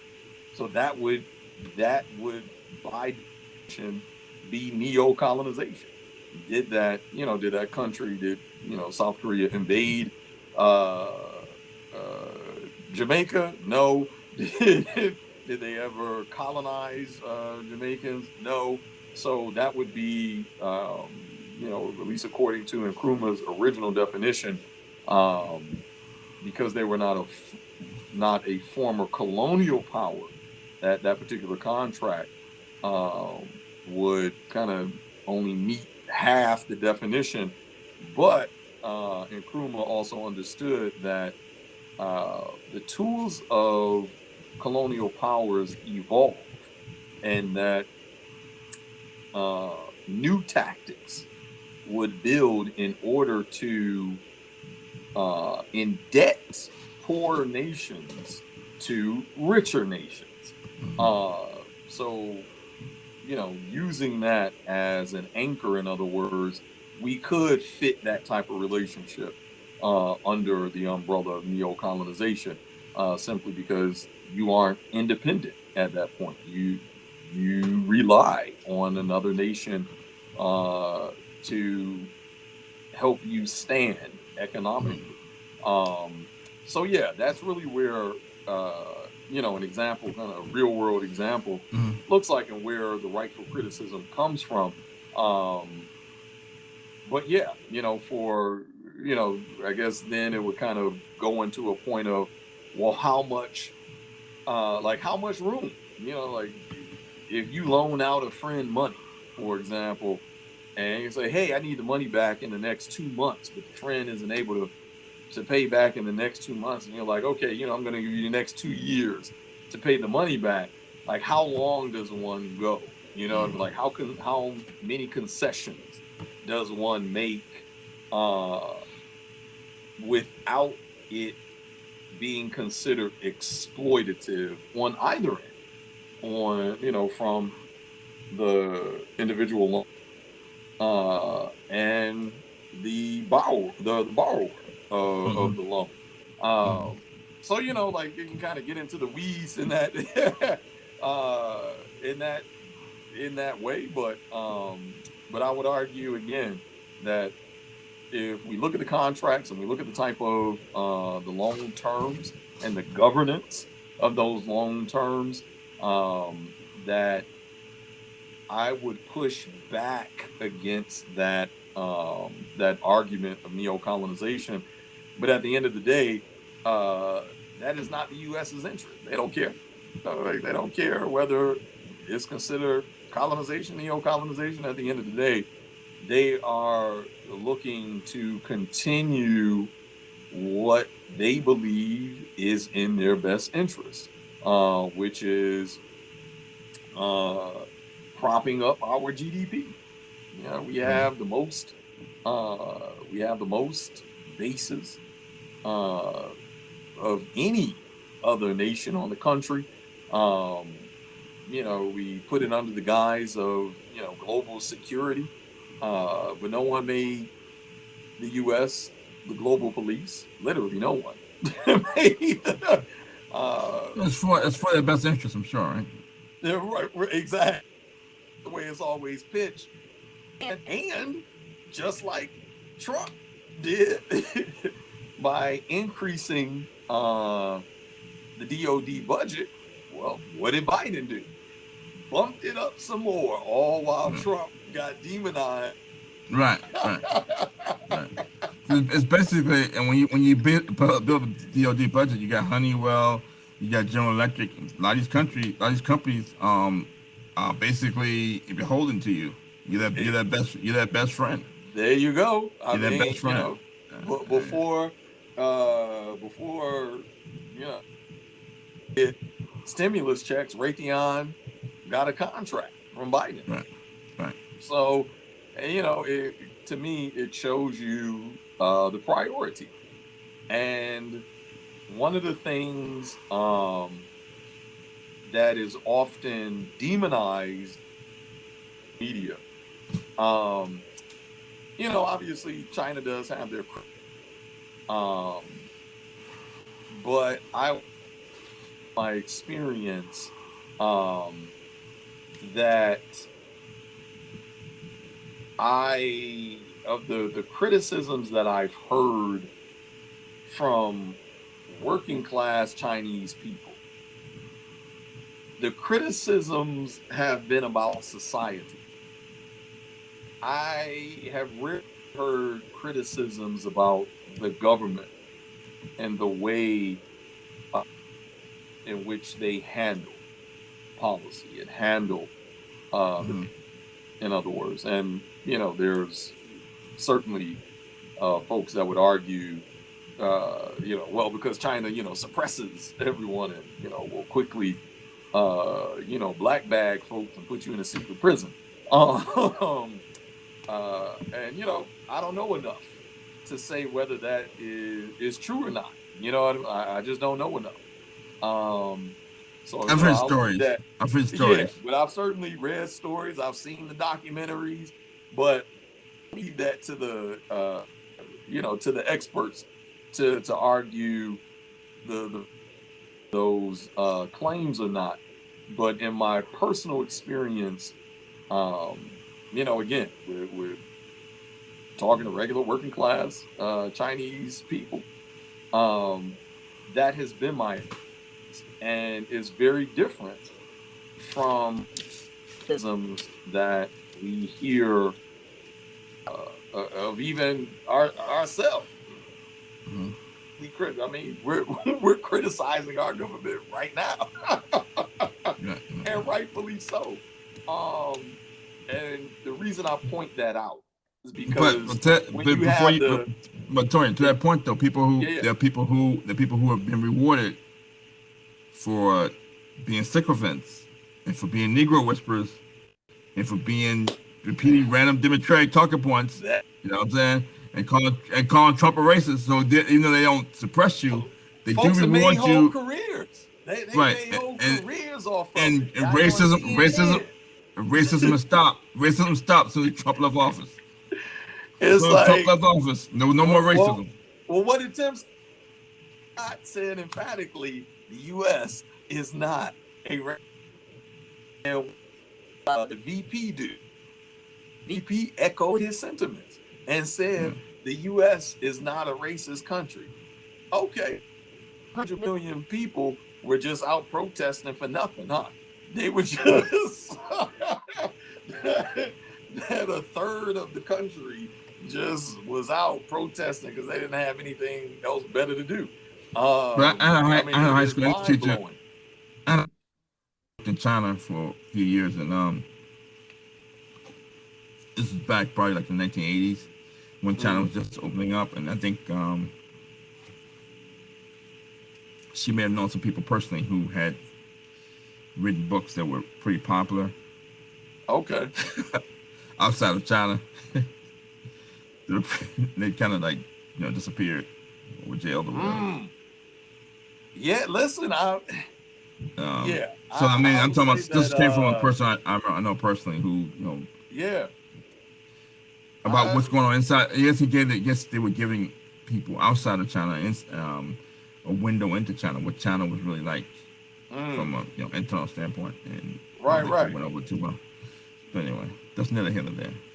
yeah. Well, the reason that up was simply because, um, at least again from the outside looking in, I see a nation of people that Mm-hmm. largely have an allegiance. Mm-hmm. Um, so China, unlike the U.S., in other words, doesn't have this largely divided nation that's struggling with internal conflicts. Right. So when we look at the practicality of Biden's decisions, you are competing against a country, against a nation Mm-hmm. that one has not been largely involved in any wars over the last century. Right. Certainly, or at least certainly not as troops on the ground. You Right. know, like when we look at the defense spending by the Chinese government, it dwarfs compared to the U.S. Uh, I think it's 8 global compared to the U.S.'s 800. uh, But I was global about to make that. basis. I was about to make that point that when China is doing it, they're creating influence in foreign countries without going to war. Where United States and Russia are pretty much war weary, and Right. that hasn't helped. That's hurt our economy.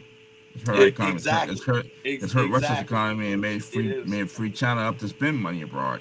They've been able Right. to avoid wars and create the same influence without going to war. Now, now So you get, like we're bringing it yeah. home. I like to go all the way around the world twice before bringing the point home. No.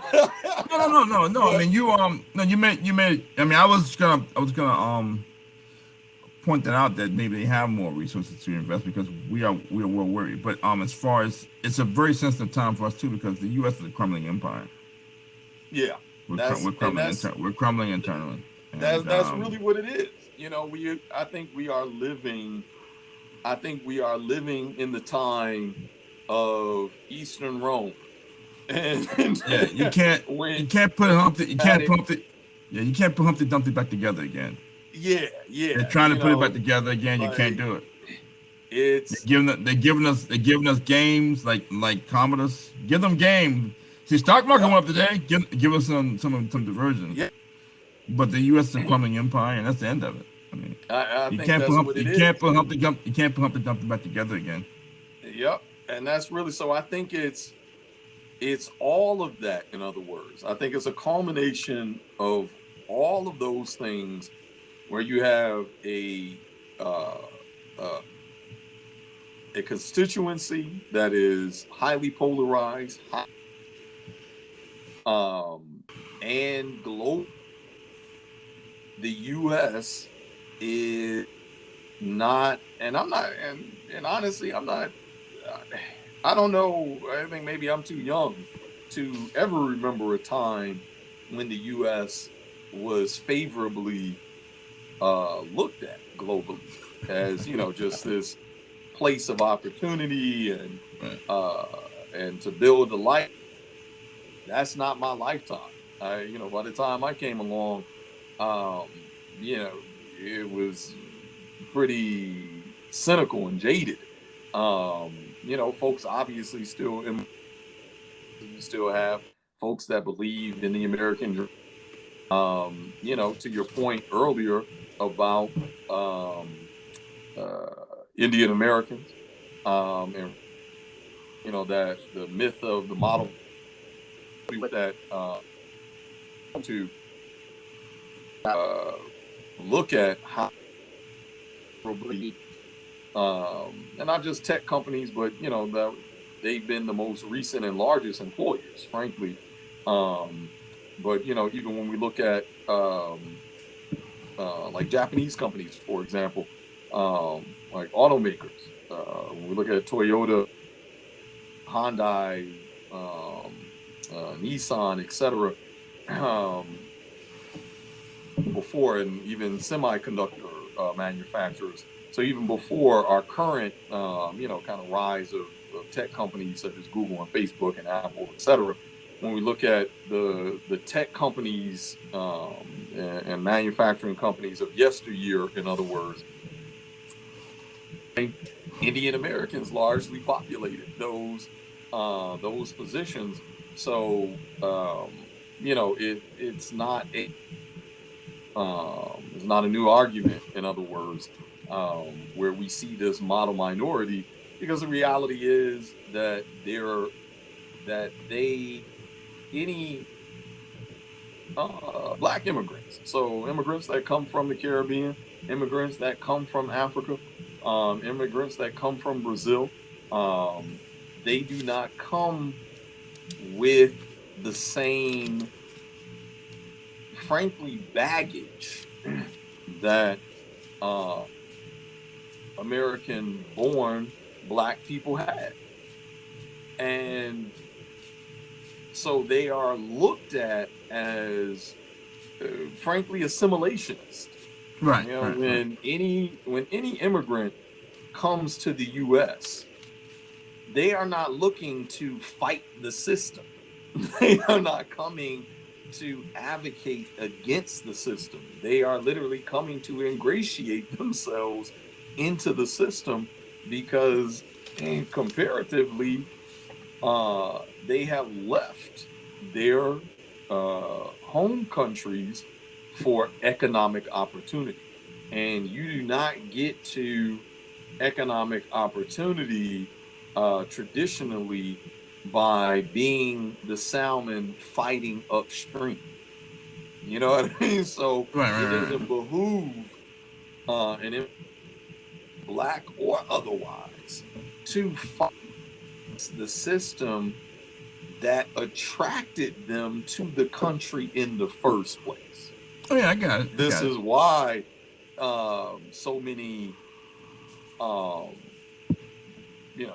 Caribbean immigrants, essentially non-black American immigrants, are also so ignorant of the Africans. That's why they're so ignorant of the history. That's why them are ignorant and lack a race and class analysis. Coming from to that firsthand, that But the point, that it's largely focused on class. And when you focus on class and ignore the racialized struggle, it allows for a socioeconomic mobility. I can move from one class to another if I work hard enough, if I make the sacrifices enough. That's the whole American, the American dream, right? So, I say all of that to I guess, rationalize and to really give why that is. In other words, why there is a focus on getting minorities here, why it was such a big deal when, like, the H-1B visas, like work visas, were so controversial, and why they came under fire under Trump. Even black folks, and honestly, I kind of sit on the fence on that. Like, because I do acknowledge that immigration on one hand can undermine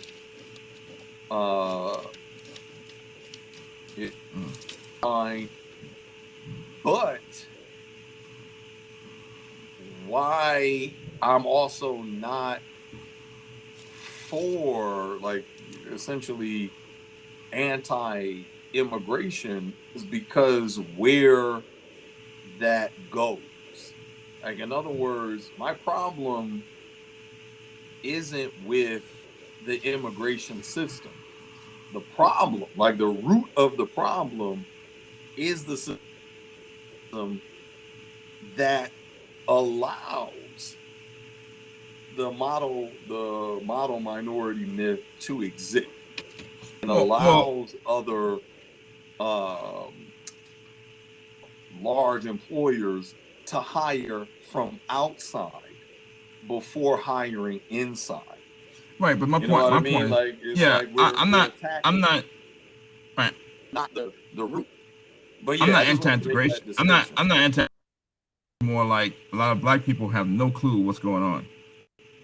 Oh, A lot of black absolutely. But people, I think there is a little have bit no of an clue. awakening. They have no clue about what game is going on, and that when they march for how can I put it? It's like a lot of black people get into other people's issues. You have black women want to be feminists. What goes on in between a white man and his wife has nothing to do with black women, but they're trying to make a white woman's issues their issues. You know what I'm saying? Black I men, do. Yeah, black men that's a don't. whole other. What I'm saying, black women are not on the authority of black men. We don't run this country. Then you have like a lot of No. people saying, well, Trump is denying immigration. You have black folks marching for other people to come here to displace them. But the point I was trying to make, as far as the Indians in particular, it's this narrative that they're so smart and they're so intelligent. Right. You know, all these tech geniuses go to these technology schools over in India just to come to the United States. But what happened in 2008, 2009, in the financial crisis? Right. Well, how smart were they then? Right. How smart were these people then? It's like you have the government property crime that's going to benefit institutions, going to benefit publicly traded companies. It's going to do it to the benefit of Indians who want to come to this country to work for these companies.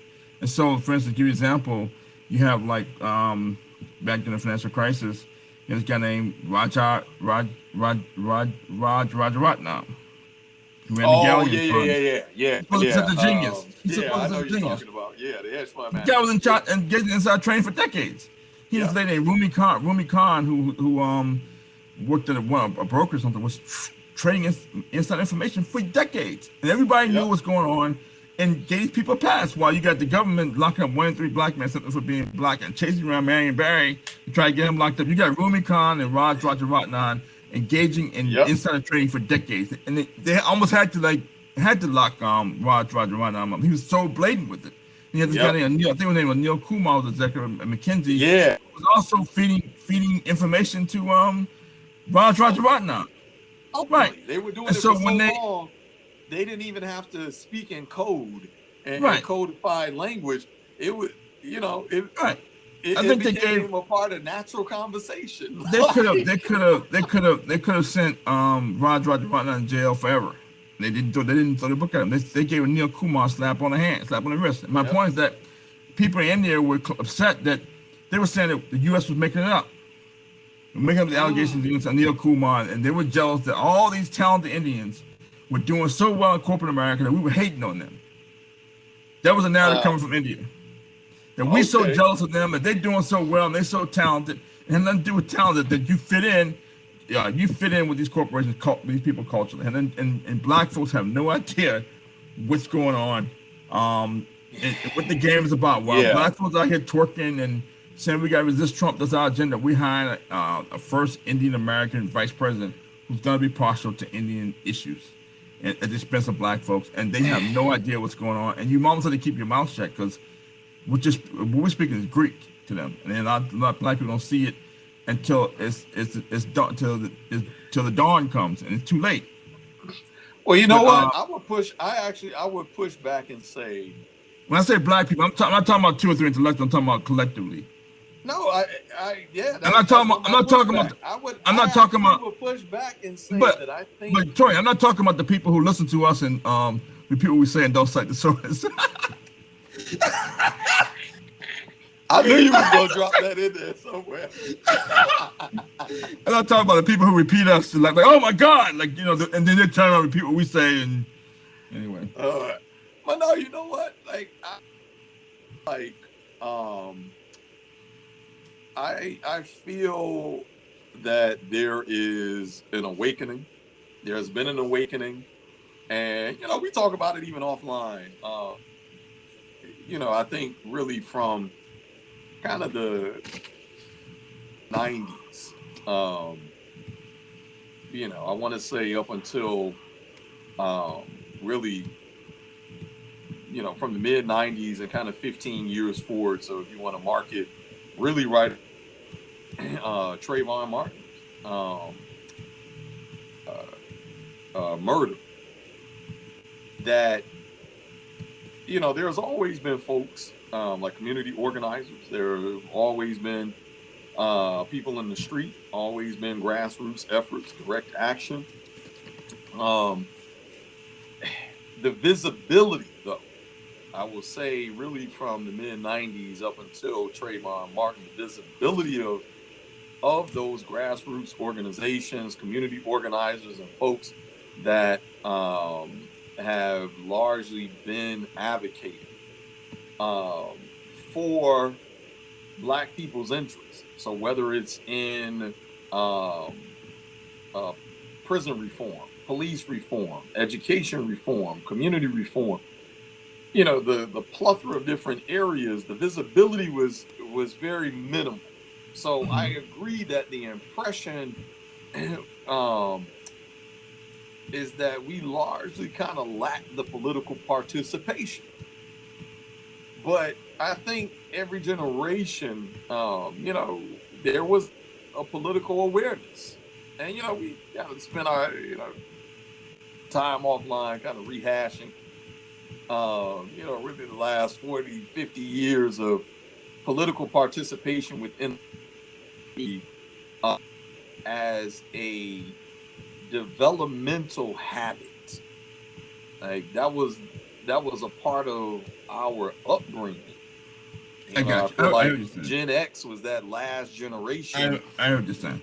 Yeah, where political participation was a norm.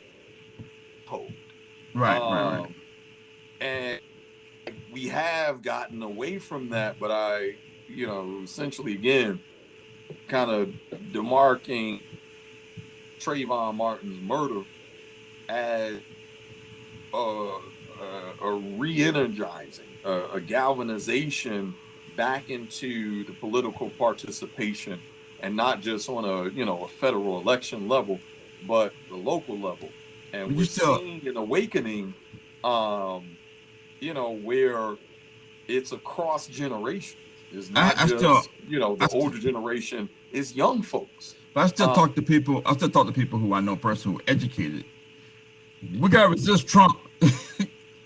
Right? Trump, yeah, we're studying. I'm like, are you kidding? I agree that there is nuance because we gotta resist Trump. Trump a jerk. Like, yeah, I absolutely agree that we wasted time.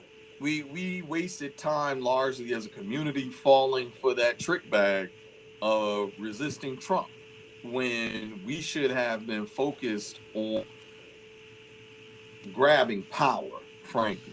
Right. We still got this mentality. We still got this mentality. Something isn't the same as grabbing power. Clear. We don't want to be at the club or at the party when everybody's wearing FUBU and Carl Kanai. We don't have the latest style clothes on. No. I mean, yeah, but the latest slogan is we gotta be on trend. With the trend is to resist Trump, so we gotta be on trend. The trend is chucks and pearls, so we gotta wear chucks and pearls. Like I would take it even one step farther and say that the political education that we are participating in is still misdirection. So even like, in other words, say if I'm listening, if I'm listening to this conversation, and I feel like I don't connect with it, that you're talking to someone else because me and my friends, we spent the last year and a half in a grassroots organization. We take up direct action every other week. Direct action activities and participation. The majority of my TikToks and text messages, and the majority of my conversations with my friends and peers are political conversations.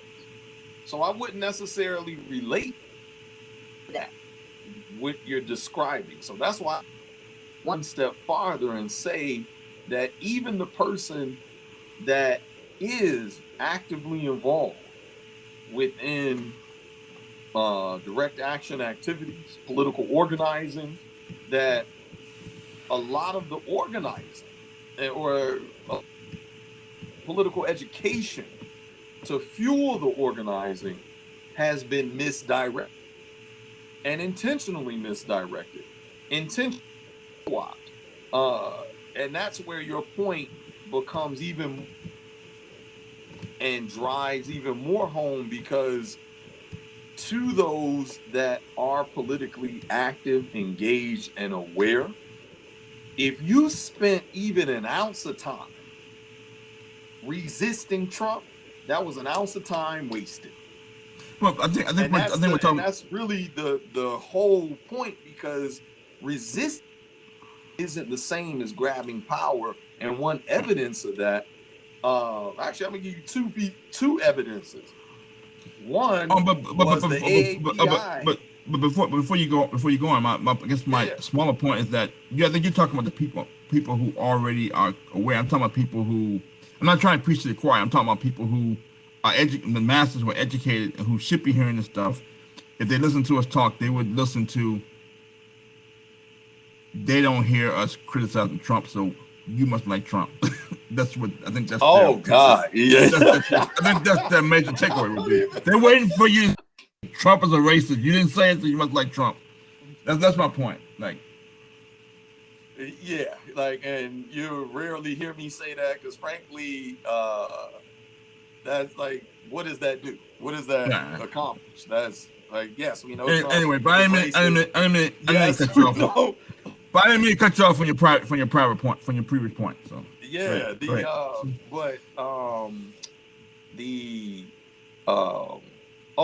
the evidence of the difference, kind of going back to, the last, pretty much year and a half, there has been no other movement, according to historians, in human that has had this amount of collective involvement globally that the BLM protests and marches have had. And yet, in the face of BLM marches, Black people and I've actually have verified that from both lawyers and historians, that there has once been an anti-Black bill. Never once gotten an anti-Black hate bill, but Asian Americans got one. And I know Dr. Umar just jumped on Breakfast Club. I think last week, and said that as well. But I will say that when the AAPI, when that essentially executive order, I was already doing the homework then, because that's actually been since February, to find out, because I found that really odd. I found that very strange, that in the face of folks saying Black Lives Matter, advocating for defunding the police, that when you look at our community and we suffer violent crimes and essentially racialized crimes, Black people have rate of being victims of racialized crimes out of any other demographic. That was one of the things that I verified. So in other words, any other demographic that should have way, like, and let me be very clear, because I'm not saying that Asian Americans, Pacific Islanders, they shouldn't be protected. They absolutely, if since they found an issue to take up, they absolutely advocated correctly. They absolutely used the political mechanisms correctly. We gained the thing that they should have gained. What I'm saying is, Black people have used the political mechanisms correctly, have advocated those same routes, and have yet to attain the very thing that another group has been suffering anywhere near as long as Black people in this country. I find it like So I find it scary. Go ahead. Go ahead. Go ahead. Well, I find it scary a lot of times when when Black folks, let's say we advocate for like hate crimes, for instance, right? Hate crimes when they first came out was for Black folks. When people were had some type of hate crime and it was racially motivated. It didn't say black anti-Black crime. It was hate crime was for protect Black folks. Next thing you know, Black folks can actually, the people get arrested for more hate crime, for most of the hate crimes are Black folks. They turn around and use it against you. Turn around and use it against you. So hate crime was to protect Black folks. Next thing you know, it becomes a tool to protect everybody but Black folks. And people, so every time they come with new laws, somehow they flip it. So we're the ones going to jail for that same law. So when you come with a new law, it's never going to be in your favor. Right. Exactly. And I would even argue, even in the language. So if you go from both the executive order and then, because the bill just simply took the language from the executive order that Biden wrote. And then, the law took the language from the bill. That the difference, because folks will, essentially detractors, will often say, oh, well, you can't have specific racialized groups because that becomes unconstitutional, right? Meanwhile, when you look at the that Biden wrote, it specifically allocation for funding, for federal funding for education, to have specific departments to focus on hate crimes that targeted Asian Americans and Pacific Islanders. So, in other words, clearly we can have racialized policy in this country when there's a group that has funding. Meanwhile, there is no law, there is no executive order, there is no policy that specifically funds the targeting of hate crimes against Black people. And because if there were, then guess what argument defendants would be able to inject in? What's that?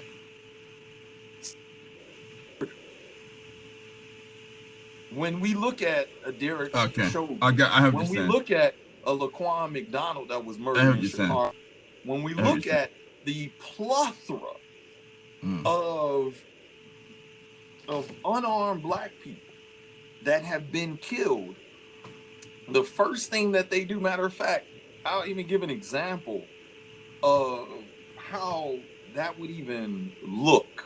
So, Twitter, I think it was last week, and what comes across my feed is the New York Hate Crime Department. So the New York Hate Crime Department tweets, and it's horrific. Man, like Asian man was stabbed. I think like coming off the train or something like that. Man was stabbed. Actor runs off, coming off the subway. Bronx, I believe. I could be mixing up the location. I think. Is that a hate crime? Is that a hate crime? That's just New York. Great question, because that's where I'm going with. Because when you look at the tweet, the initial tweet, literally pins it as a anti-Asian.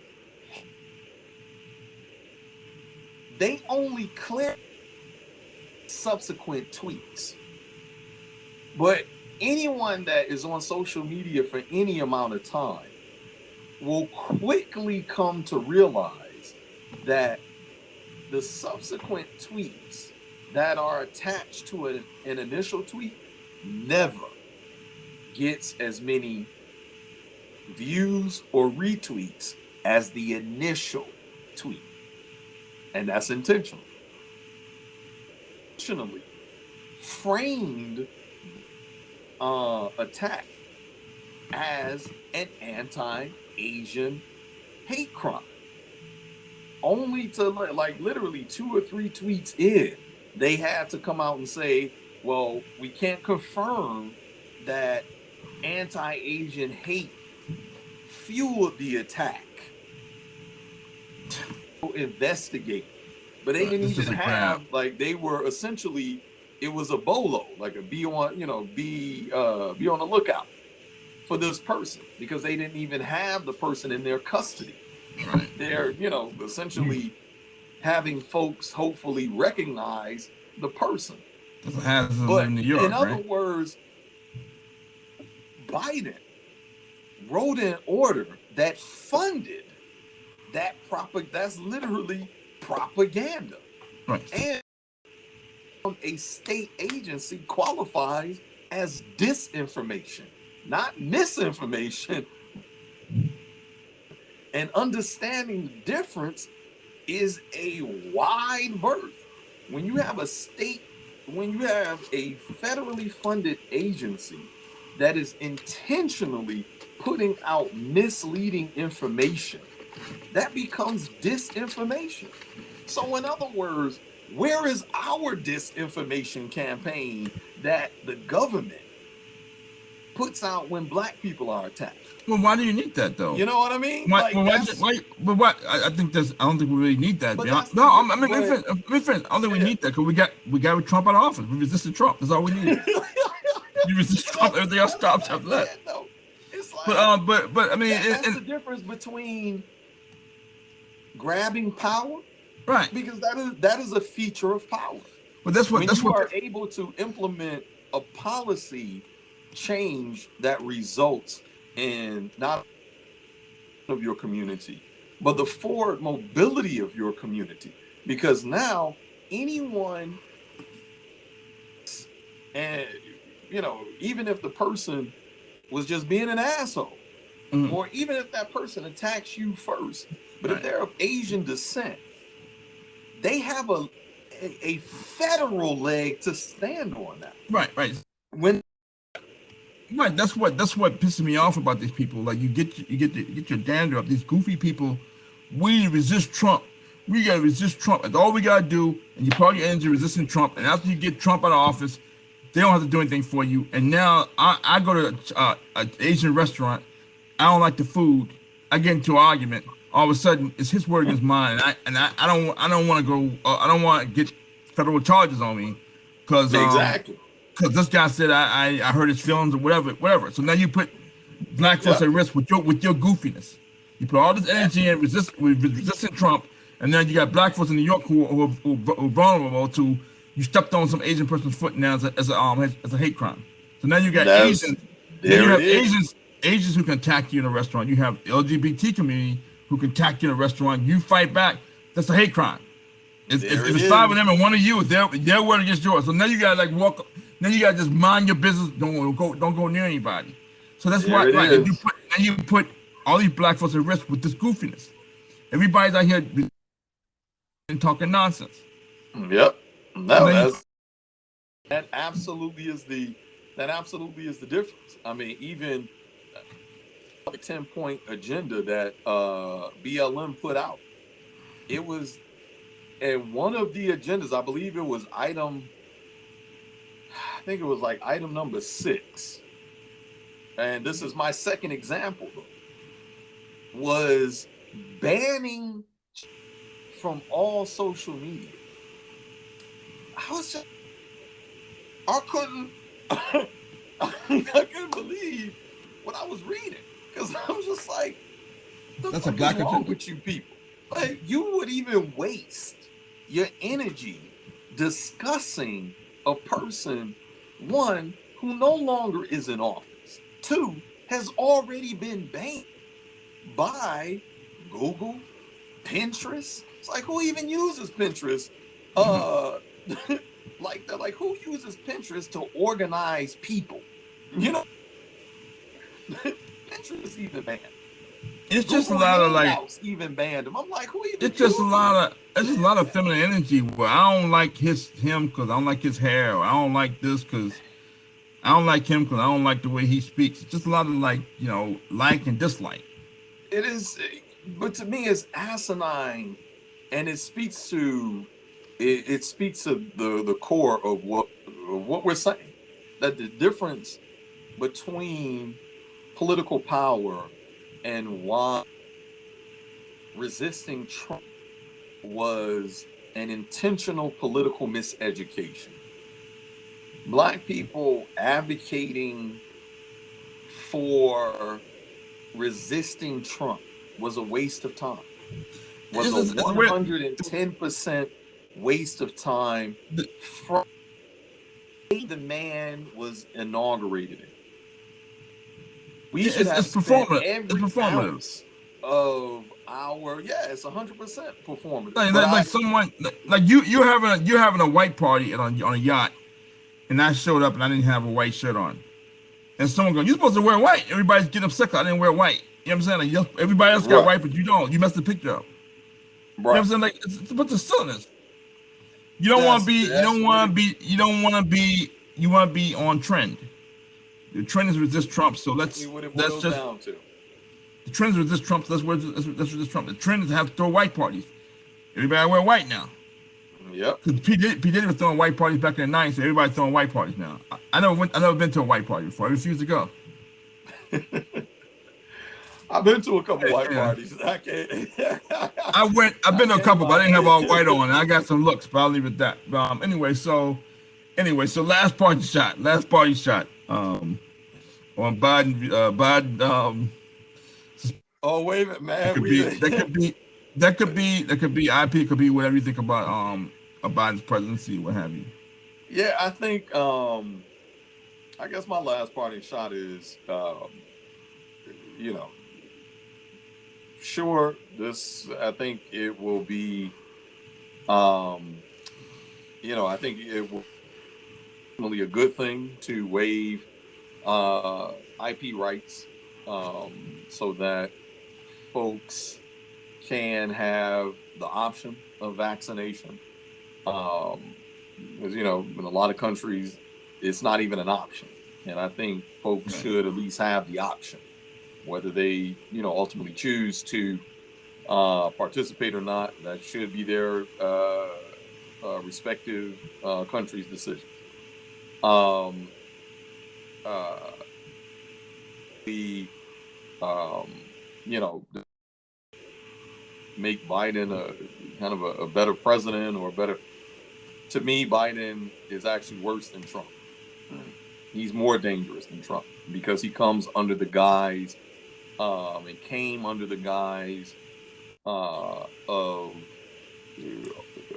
a quasi liberation, uh, for even for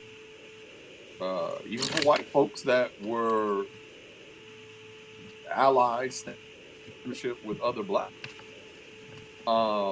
as identified as allies or progressives, etc., because they saw Biden's presidency as a win, and Biden's presidency is far from a win. Um, the fact that he's coming under the guise of a win when it's a loss, he is a loser, uh, especially for uh, um,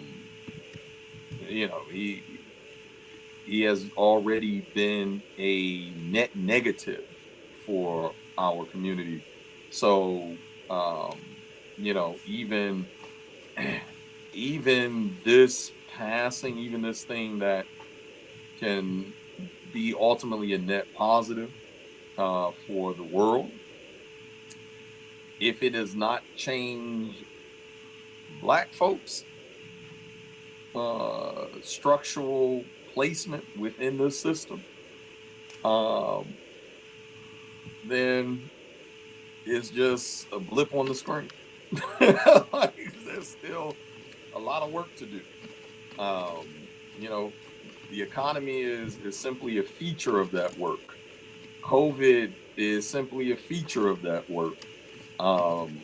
Policies are simply, um, and our community is suffering, and our community is worsening, and we need real power in order to change the course that our community is on, that we're headed to.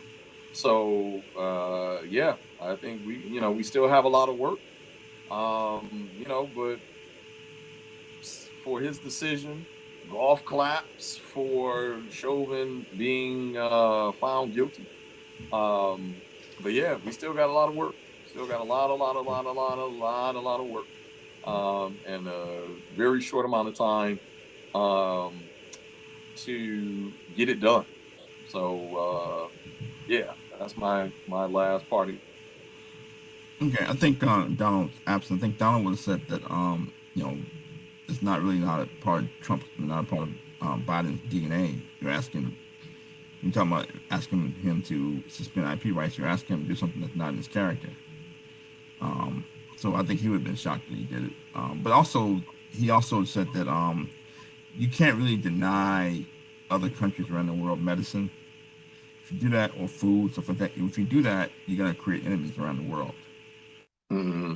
So you're talking about these terrorist cells. You're gonna create global people hating the United States because you just can't deny people medicine like that if they can't feed their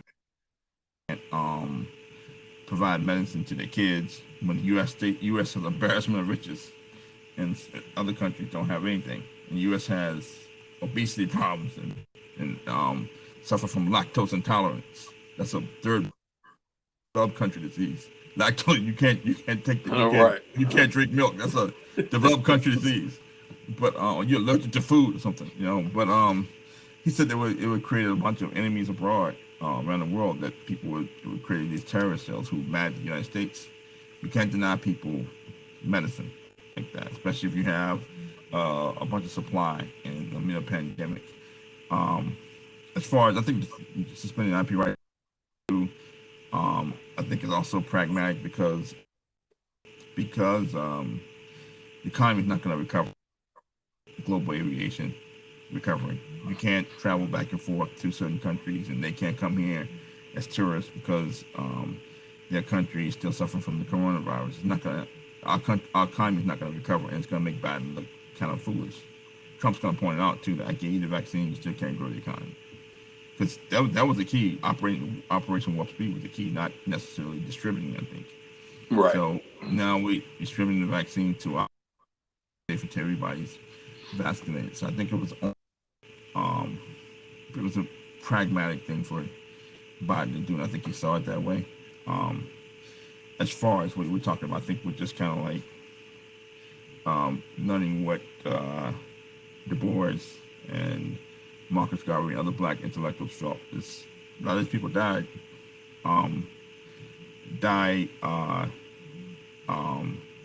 upset because nobody hear them, and the government has, as far as African Americans have rewarded us for so much. We think we're entertained.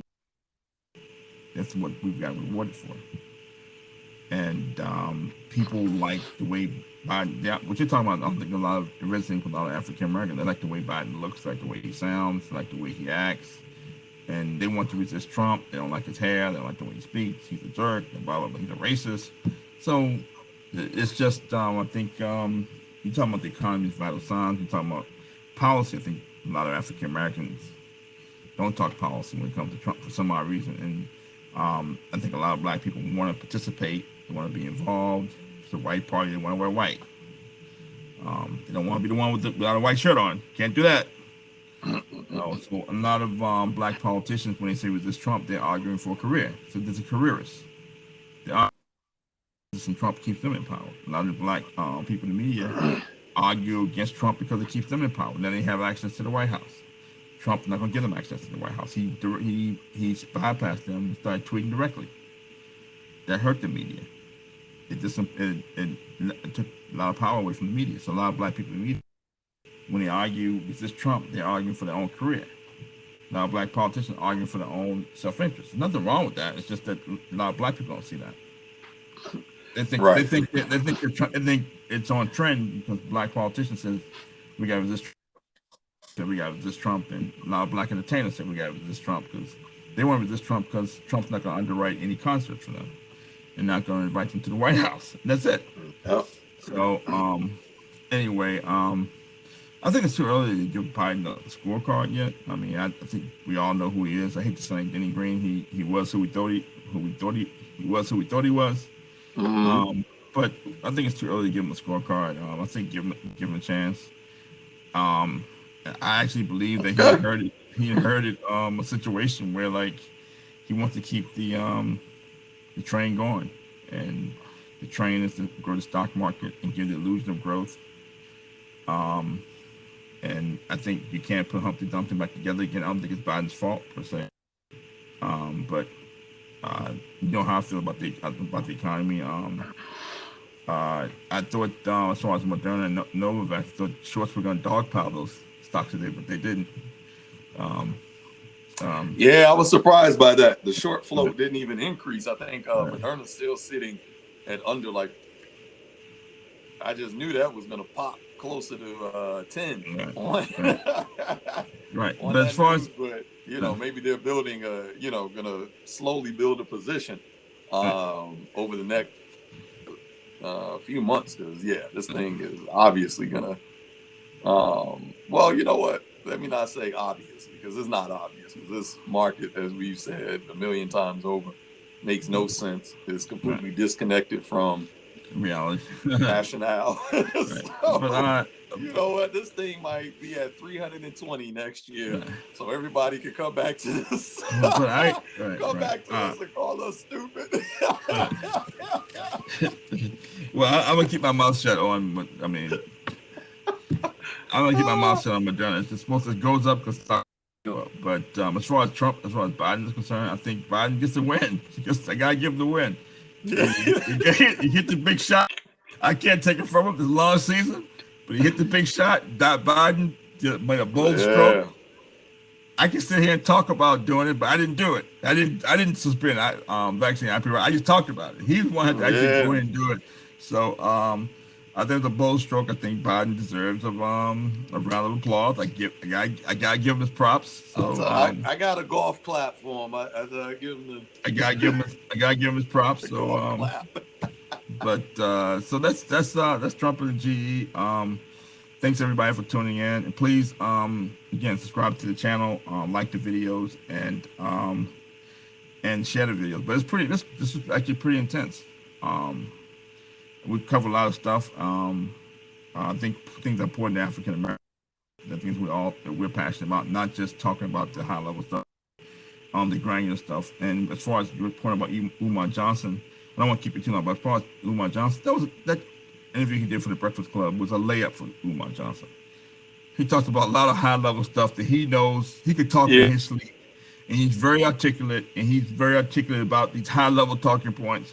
He didn't really go that deep. He didn't say anything that was that profound. And this is the layup for Umar Johnson to talk very it's the Breakfast Club. They don't really. Yeah, but Umar. That's like Michael Jordan layup. That's like Michael Jordan layup line, man. He was like Steph Curry out there, though. Right. In the shoot around. I mean, you know what I'm saying? I'm looking at that video. Umar Johnson didn't break a sweat. He could talk about the stuff in his sleep. Come on, Umar. They had him looking like Steph Curry out there, just They were throwing batting practice to Reggie. They were looking at batting practice to Reggie Jackson, man. Come on, Umar Johnson can talk about this stuff from. Listen, man, they had him, And black folks would go, "Oh my God, you hear what Umar said? What did he say?" Umar could talk watching Reggie Jackson batting practice. Stop it. Yeah, I looked at it for like 5 minutes. Like, Umar, you could grab some talking about the Trump and G, as far as we know, and just repeat it. Man, he even had they even made a meme out of DJ Envy. He even had. I don't know if you saw Envy. I saw. He said he tried to DJ. I think DJ Envy's parents are police officers. One of them is a police officer. I think out of his uncle, he did. Right. So he was trying to. He said that before too. He was trying to he's trying to take up for the police or something.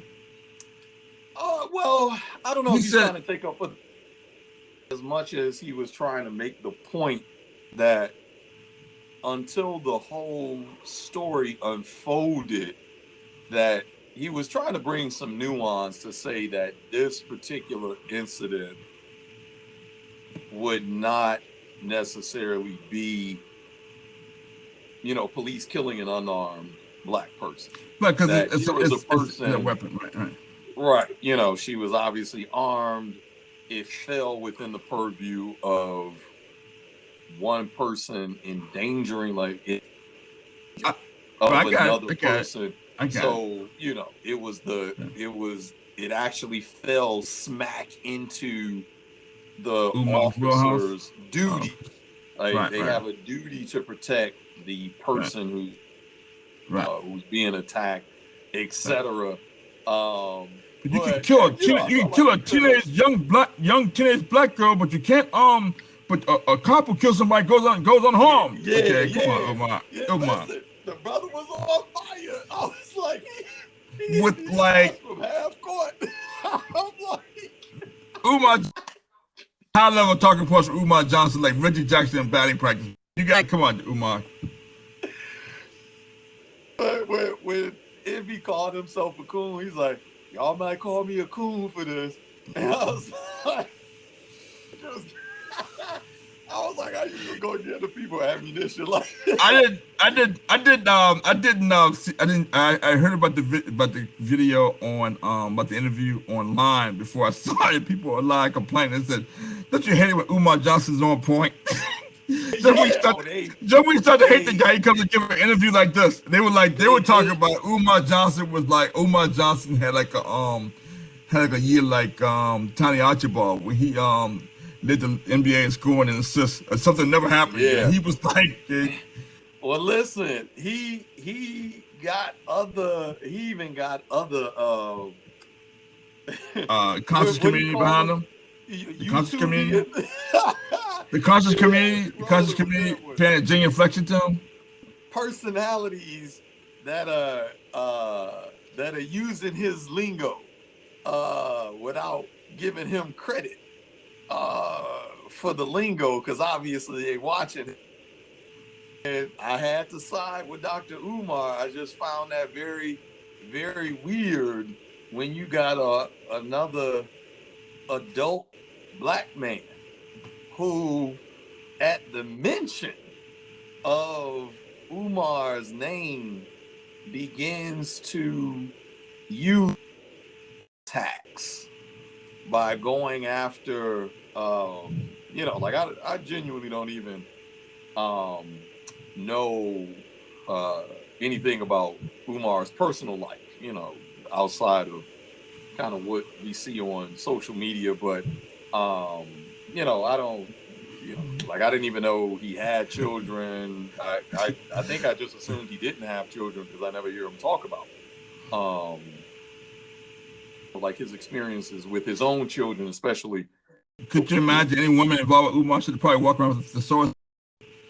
Listen, but I just found it that's some weird energy when, that's like if you and I having a conversation and you mention I don't know what's his name, Andrew Gilliam, and you just mentioned Andrew Gilliam in the conversation, like, oh, why don't you side with Andrew Gilliam on the particular issues? And as opposed to addressing that, I then use, his personal life to attack him. Like that's some weird. Well, You know one what I'm thing, saying? you Like know, that's you know who like do you that know would who be Nearly way Fuller out is? of pocket. Do you know who And Nearly Fuller is? You know Nearly Fuller? Who Nearly Fuller is? yeah, of course I know who Nearly Okay, Fuller I didn't Jr. mean to is. insult you, Okay, but I think Nearly Fuller made a comment almost that had is me no. about to pull out a couple of his books off the shelf, brother. But I think Nearly Fuller made a comment that you shouldn't argue with people in the conscious community. I think that's one of his tenets. Well, the person that made the attack is not. At least he has never voiced himself as being a part of the community. I'm not even going to say the brother's name because I don't even think it's worth I'm mentioning. saying, but Umar gets attacked by a lot of people who I guess called black intellectuals or people who I assume from the Oh, he conscious certainly community does. that He certainly gets to the does. point where it doesn't serve a purpose. It's like these people Right, attacking right, each other personally, right. That's my and Umar, I don't know what it takes to raise money for a school, but then it's not just something that's that easy to do. well. What he's trying to do. He has the school. He has the building now. So Okay. Um, and I guess full disclosure, I did donate to I think that was like a couple years ago. I donated a couple $100, like just to support. I Good for figure you. even if it was a grift, you know, whatever. Hopefully you can eat a couple sandwiches off that couple $100. But if it truly is going towards building a school, then I would like to see that come to fruition. Just putting that out there, that I'm not oblivious to that he's had, and like I don't side with him 100% on everything he states, but a lot of the things that he does address, especially the school to prison pipeline, especially our miseducation, young black boys, I do agree with a lot of and his and message of I do agree from that, but even within that, even within the nuances of that, I don't fully agree on the execution sometimes. That's okay. You know what I mean? Like you should be able to sharpen iron.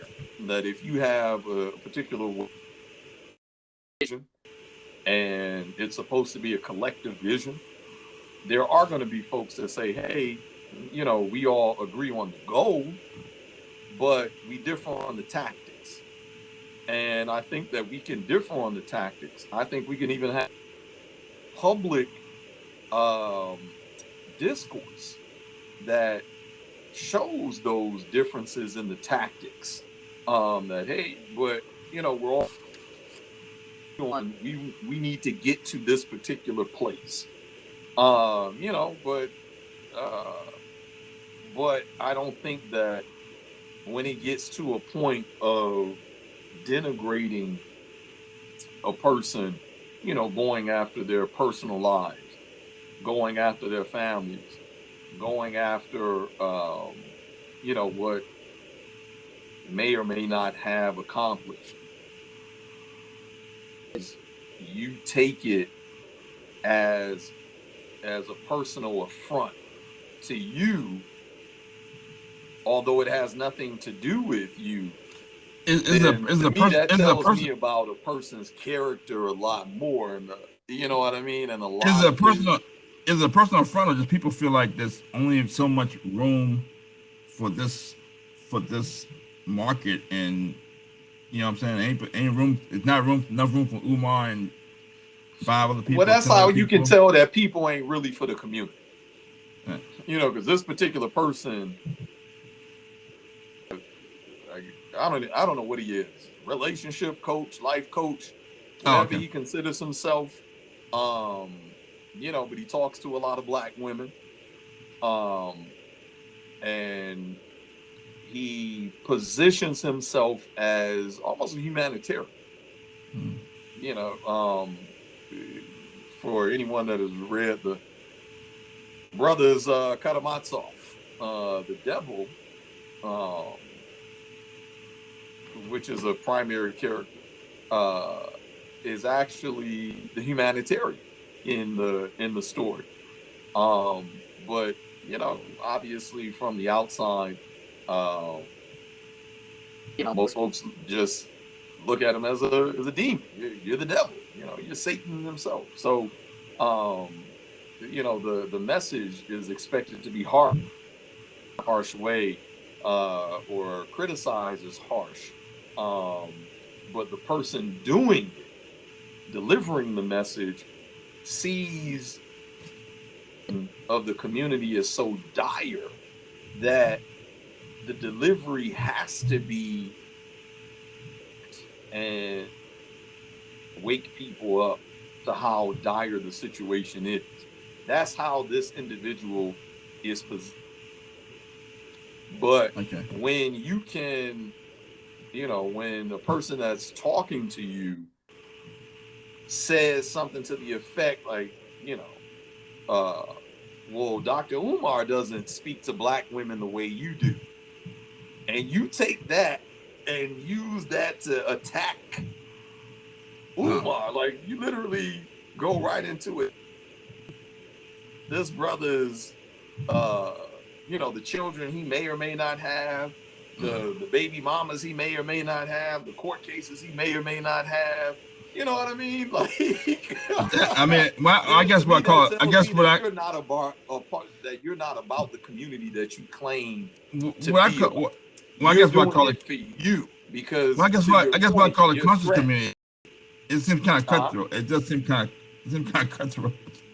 The conscious community Yeah, seems kind of because these cutthroat. folks are not about the community; they are for Okay. themselves, and Okay. that's which is your point. That if you feel like, imagine like if someone takes a step back and really looks at black people, not even just black people in the U.S. When you look at black people globally, when you look at the Caribbean, when you look at how we're performing compared to certainly eight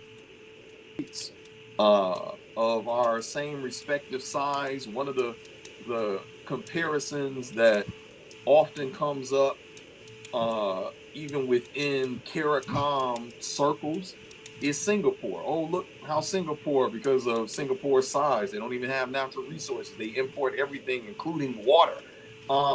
Meanwhile, they are a powerhouse. They're a world. They're one of the cleanest countries. The GDP is off the charts. Why couldn't we be this? Within that same time period.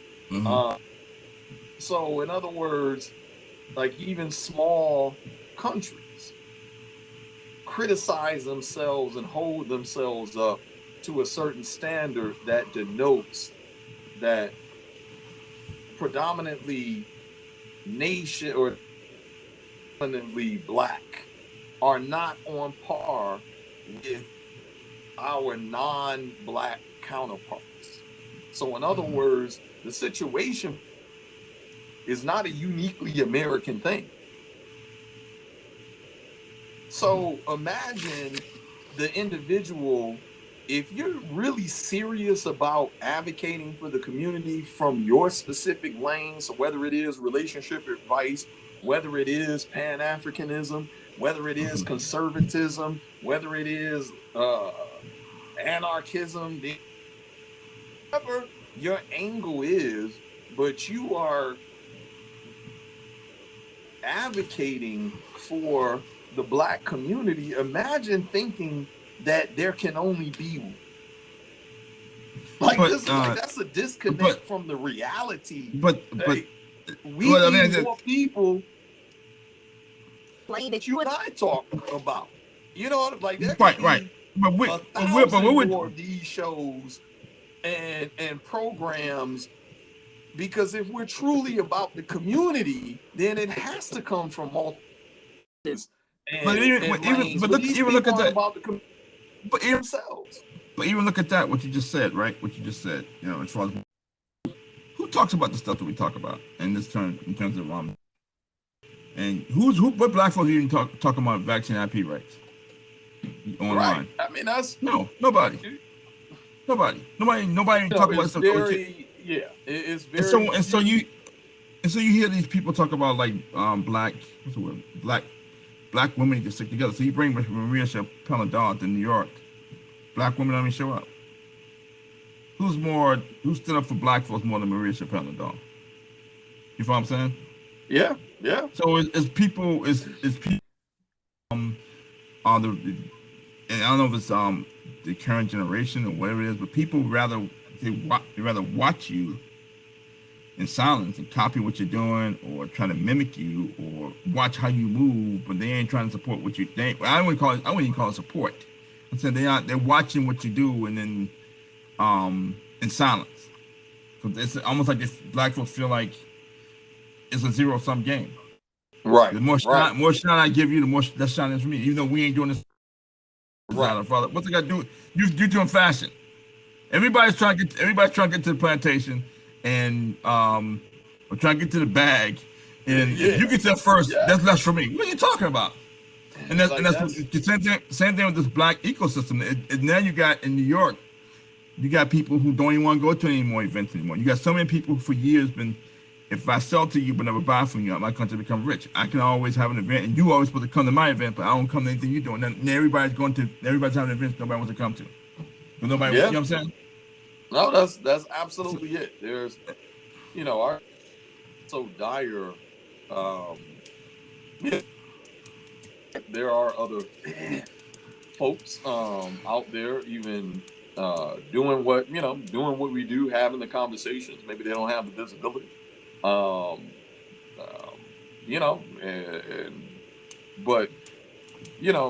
like the point being, imagine the fact that they have built a platform, even if somebody else was saying the exact same thing I'm saying. So what? More people need to hear it, because not everyone is going to take information the same way from the same person. So sometimes hearing even from a different person makes a difference. Torian, you can't get away from it. Even when I was coaching kids in summertime, like we used to have basketball tournaments, and there were teams that have been in New York for decades weren't having tournaments because nobody wanted to go to their tournament because they kept trying to steal each other's players. Everybody's trying to steal each other's players. So some of the top teams in New York have a tournament nobody want to come to. They all want to come to my tournament because I was neutral. New York Summer Series is serious, brother. I'm saying I was neutral. I would just promote the kids. You know what I'm saying? Yeah. And I was neutral. And everybody was coming to my tournament because we didn't bother anybody. But I mean, at the end of the day, as George Carl Oates has said, that art is a transgressive act, and if you, particularly for writing, for example, you write in a way that somebody else doesn't, or what you talk about, write about something that they don't write about, it gets a reaction from people, and they will punish you for it.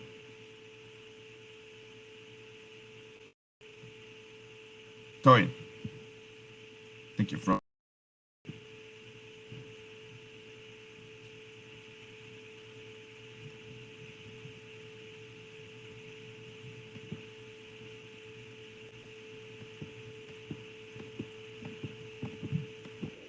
Oh, there you go. Can you hear me? Are you back? Yeah, I can hear. Yeah, but what I'm saying, now you're back.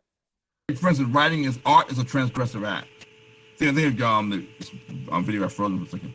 Art is a transgressive act. So you write in a way somebody else doesn't, or you write about topics that they don't write about, you invade their space. You're invading their space.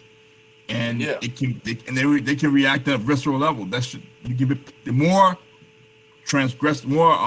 what's the word, unnerving, or more different, or more what's the word I'm looking for, the more unnerving you are in the way you speak or whatever that's different from other people, to a reaction, and a lot of times you get punished for it. You know what I'm saying? They will Yeah. punish you for it, and that's you can't avoid it. You can't avoid it. If you sing in Yeah. a way that somebody else doesn't sing, and you rap in a way, that somebody else doesn't rap, get a reaction from people because it's a transgressive act. You invading their space.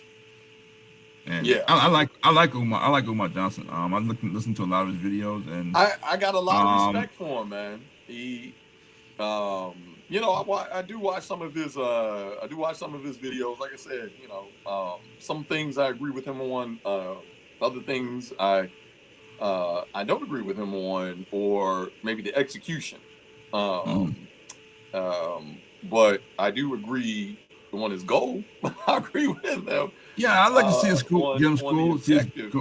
I just see his school do well. I think he has he I want seems to like see I want to see that school thrive, man, because we need institutions as Black people. We need more institutions in this country. We have a deep lack of institutions, formal institutions, and speaking of lack of power, one of the places that power is built is within institutions. So I definitely the school come to fruition. I hope they reach their goal. I think he's still, a couple $100,000 away. I definitely want to, I want to see it open. I want to see it do well. I want to see it thrive. Um, you know, like, yeah, I definitely want to see it thrive because I think um, a lot of our children can benefit from having a place. Because I would love to see that become a model. Depending on the type of curriculum. But if the curriculum is anything like I've heard him state, I fully support that type of curriculum. That's going to, um, one, provide a safe space to be able to be curious, to be able to intellectually develop, to be able to mechanically develop. Um, so, yeah, I definitely want to see it thrive. I want to see more of them around the country. So not just the one location, but ultimately franchise out, and maybe even become its own, uh, the equivalent of Montessori.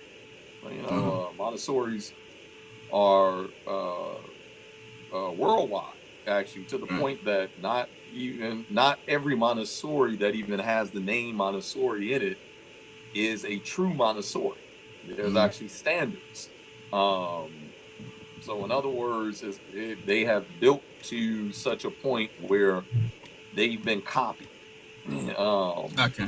And My son went to Montessori, like before yeah, yes. preschool. So yeah, so you probably know what I mean then. I Uh, don't, but oh, I you know, don't. I just say he went to Montessori and I paid for Montessori. I don't know what you mean. no, but so did ours. Yeah, For a couple years. yeah. That's where I learned His mother that. knew what it was. His mother knew how much it Yeah, cost. well, that's where I learned the difference in Montessori's, that not every Montessori is a true Montessori because essentially they are their own system. They are their own education system. With the whole point being that if you start your children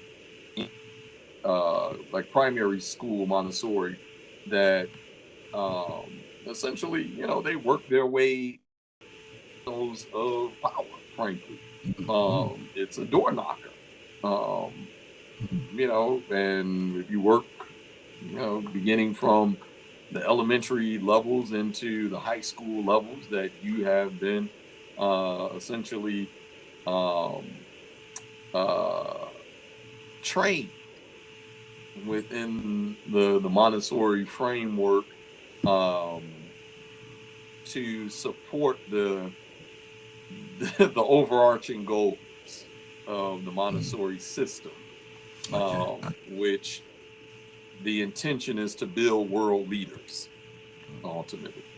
So yeah, that's so we absolutely need institutions that reflect a similar goal. Even Carter G. Woodson, with the miseducation of the Negro, spoke to this. It's scary how prescient that book is. It's scary how prescient that book is. It's scary how prescient that book is. Exactly. It's scary. If we remove the date from that, you would think that in 2020, it just how dire, to the earlier point, how dire our situation as a community is. It's like, what good is it as an individual?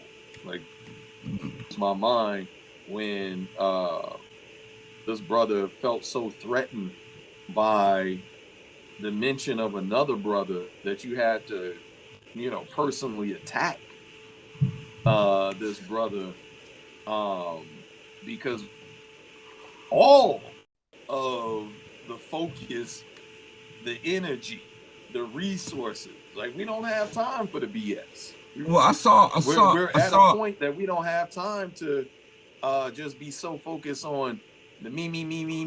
Let me get mines, and that time, that it's come and gone.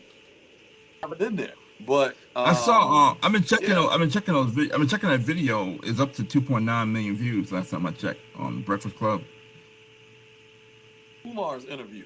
Yeah, it was up to 2.9 million views. I didn't. When it was at 1.9, I didn't have a problem with it. When we got to 2.9, I started hating.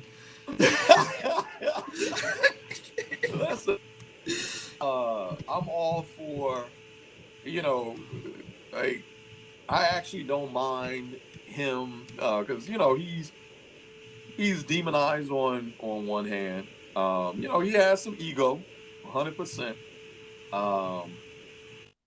I don't mind seeing him go through the evolution in real time. Things that I think we have done over the last 20 years or so is romanticize our leaders. And Malcolm X could do no wrong. We have to leave room for people to be people. They're still humans. Even the ability to change your outlook. Like, I may have said this 2 years ago because my outlook was based on this information. And now I have gotten new information that has either changed my outlook or added to the outlook or gave some nuance to the outlook. So in other words, like, I don't mind seeing this even criticize.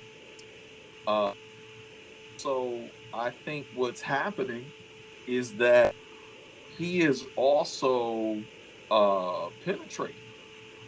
He awareness even to the Gen Zers. As much as they aimed that brother and made him the butt of jokes, but at the same time they keep getting the message. And after a while, as they grow and develop in their own lives, those things that were once jokes are going to start to echo in their head. Well, the thing about him is like, wait a minute. Maybe the thing about him, maybe he got a point to this. The thing about him also is that very rare when talking about he has a lot more bandwidth in terms of like his following, whatever. Very rare you hear people say, "This is what I stand for." Right. This is who I am. This is what I stand for. And even given the same message for the past decade, he don't just change with. Yep. With the win. Exactly. Today is this thing. And you got to respect it. You got to respect that consistency. You may not like it. Even if you Well, hate with some action. Wait, He you doing what you supposed to. If you don't like the work that he's doing in the community, you go do the work. Should be done. You go to the community. You get on and pronounce your, you know, that without,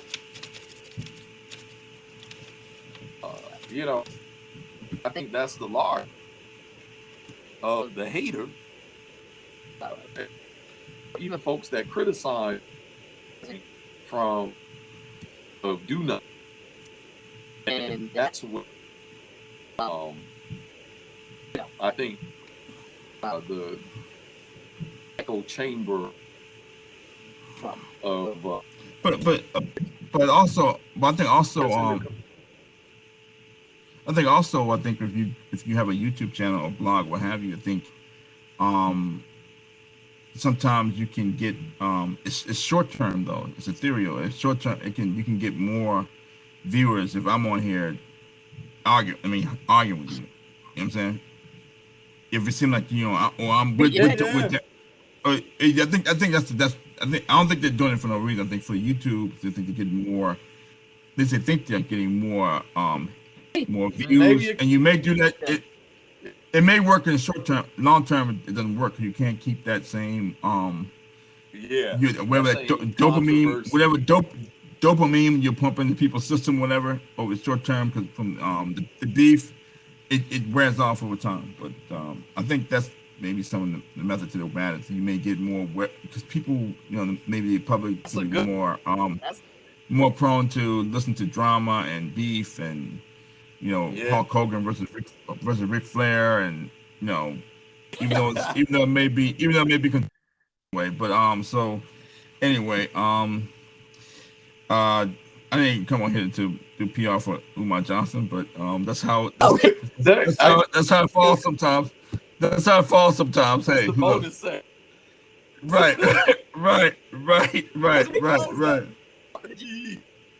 Right. We were right. Now we can we can talk about the greatest of Umar Johnson. Yeah. But I saw a lot of people talking about Umar. Oh, they were upset. Like that's when you start to hate this guy. He come out with a video like this. I saw that video. I was like, oh, Umar's in his bag.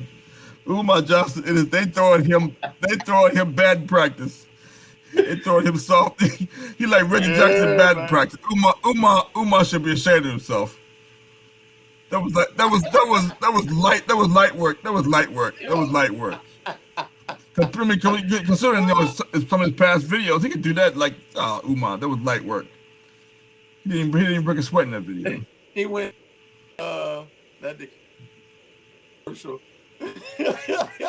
where he's just going around smacking little kids. Right. Doing the figure wave. Jump shots. Just 7-6. Figure wave. No. Leo's like, it's like, man, you out there playing with the pros. You out here. Well, you see that? I remember Umar did that.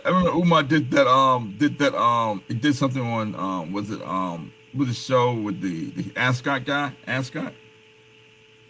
Rolling One. Rolling One. That was a couple years ago. It was like him versus the entire panel, like 1-on-4. Yeah. He was just like going.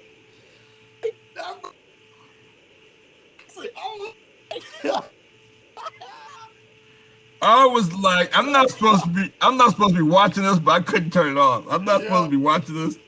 If you had rolling, I'm like, homeboy a coon, and then rolling. Yeah, he couldn't look Umar in the eye. He couldn't even look when he was saying, essentially. He didn't. Oh, yeah. Man. General reprimand saying one is going to be using racial slurs on the show, dot. But Yeah. he was saying, back and watch the interview. But, yeah, hot. Yeah, those guys they were highly upset on whatever he was saying. They were highly upset because he was like, because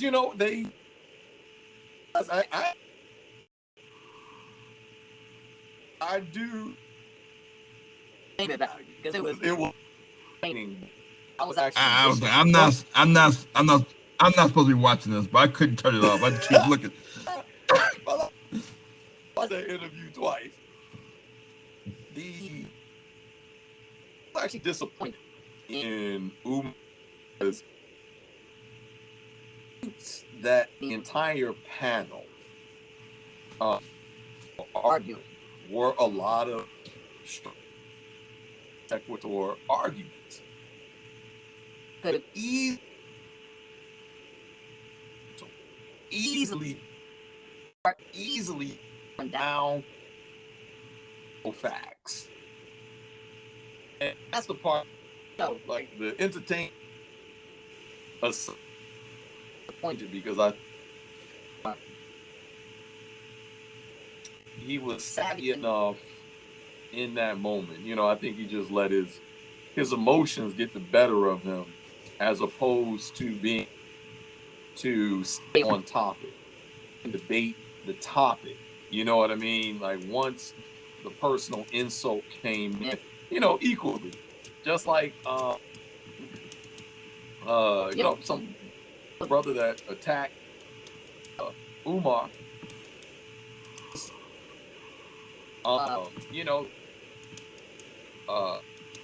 The guy didn't call Umar. The gentleman said it was the claims that Umar was making, and actually it wasn't. Like the thing, like what Umar was saying was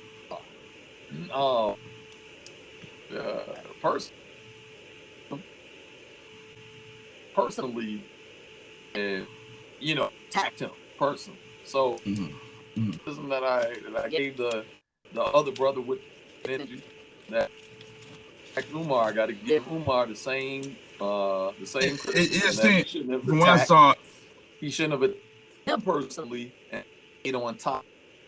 From what I saw, it looked like it was like 3 or 4, like 3-on-1 with all those guys against Umar, and it was. I think what was getting Umar. So it was really 4. I think what was getting Umar's dander up is that I don't think they were there to disseminate information. I think they were there to try to win a debate. Oh, and, that's facts. And so the reason I say that is because like Umar could, like, give example, Umar could say the Earth is round, and those 3 guys could say the Earth is flat. Either they know the Earth ain't flat. The public, a lot of times, the public watching may not understand the subject matter per se, and they may lean towards the people who, if I say something, you co-sign it, and 3 other people keep co-signing it, and they keep saying the opposite of what Umar's saying. Looks like that. Even though, you know what I'm saying, even though they clearly know they're not. You can't believe what you just said. Your whole purpose to win a debate. Your whole purpose is win a debate and raise strawman arguments and try to get him to take the bait against a strawman argument. If he can do the argument that you can win an argument he's not making, then you just disproved another argument. If you can prove that a lot of what they were doing were deflectionary points that. Right, that's why was getting him up. That's why he was getting upset. And he's arguing the Earth is round, and you're arguing that it was Dicker Barnes who shot JR. So if you can prove Dicker Barnes shot JR, you turn around and you disproved Omar's original point, and the public don't know the difference. Public don't know that. The public think you win a debate. You make up your own argument. That had nothing to do with what Umar was talking about. And that would piss any intellectual that would piss him off. And the only thing Umar could have done all the Umar could have done at that point was say, look, I'm not going to engage in this. Either they go or I go. That's the only thing he could have done. Each one of them had, each one of their points had. I think you could. Like that's. But they kept raising straw man. They kept every time they about to lose the argument, they changed the subject to something else. Seemed like. And you can, like that's my point. If you're debating with someone, and you notice that this person is no longer staying on topic, that they're using deflectionary points, then you can speak to that. That sure we can Y and Z. But let's be clear that X, Y, has with so it's right to deflect from the actual topic. Right, and then, you lack the evidentiary basis to support the argument, or and then they said something about. So and then they said something about him personally, like I don't like your bow tie or something. Like you know what I mean. Then those three guys were determined. They were not going to lose the argument. No, they absolutely. I hear what you're saying. But I've talked to guys on the block. Who make 25 arguments at once. Yeah. Yep. You can never lose an argument if you make 25 points at the same time. Yep. Because you just keep shifting. You keep moving the goalposts. Like, well, yeah, but, and then you disprove that. Well, yeah, but. And everything is right. Right. And then they move on. Right. It's like that's say that's one of the strengths of being long-winded.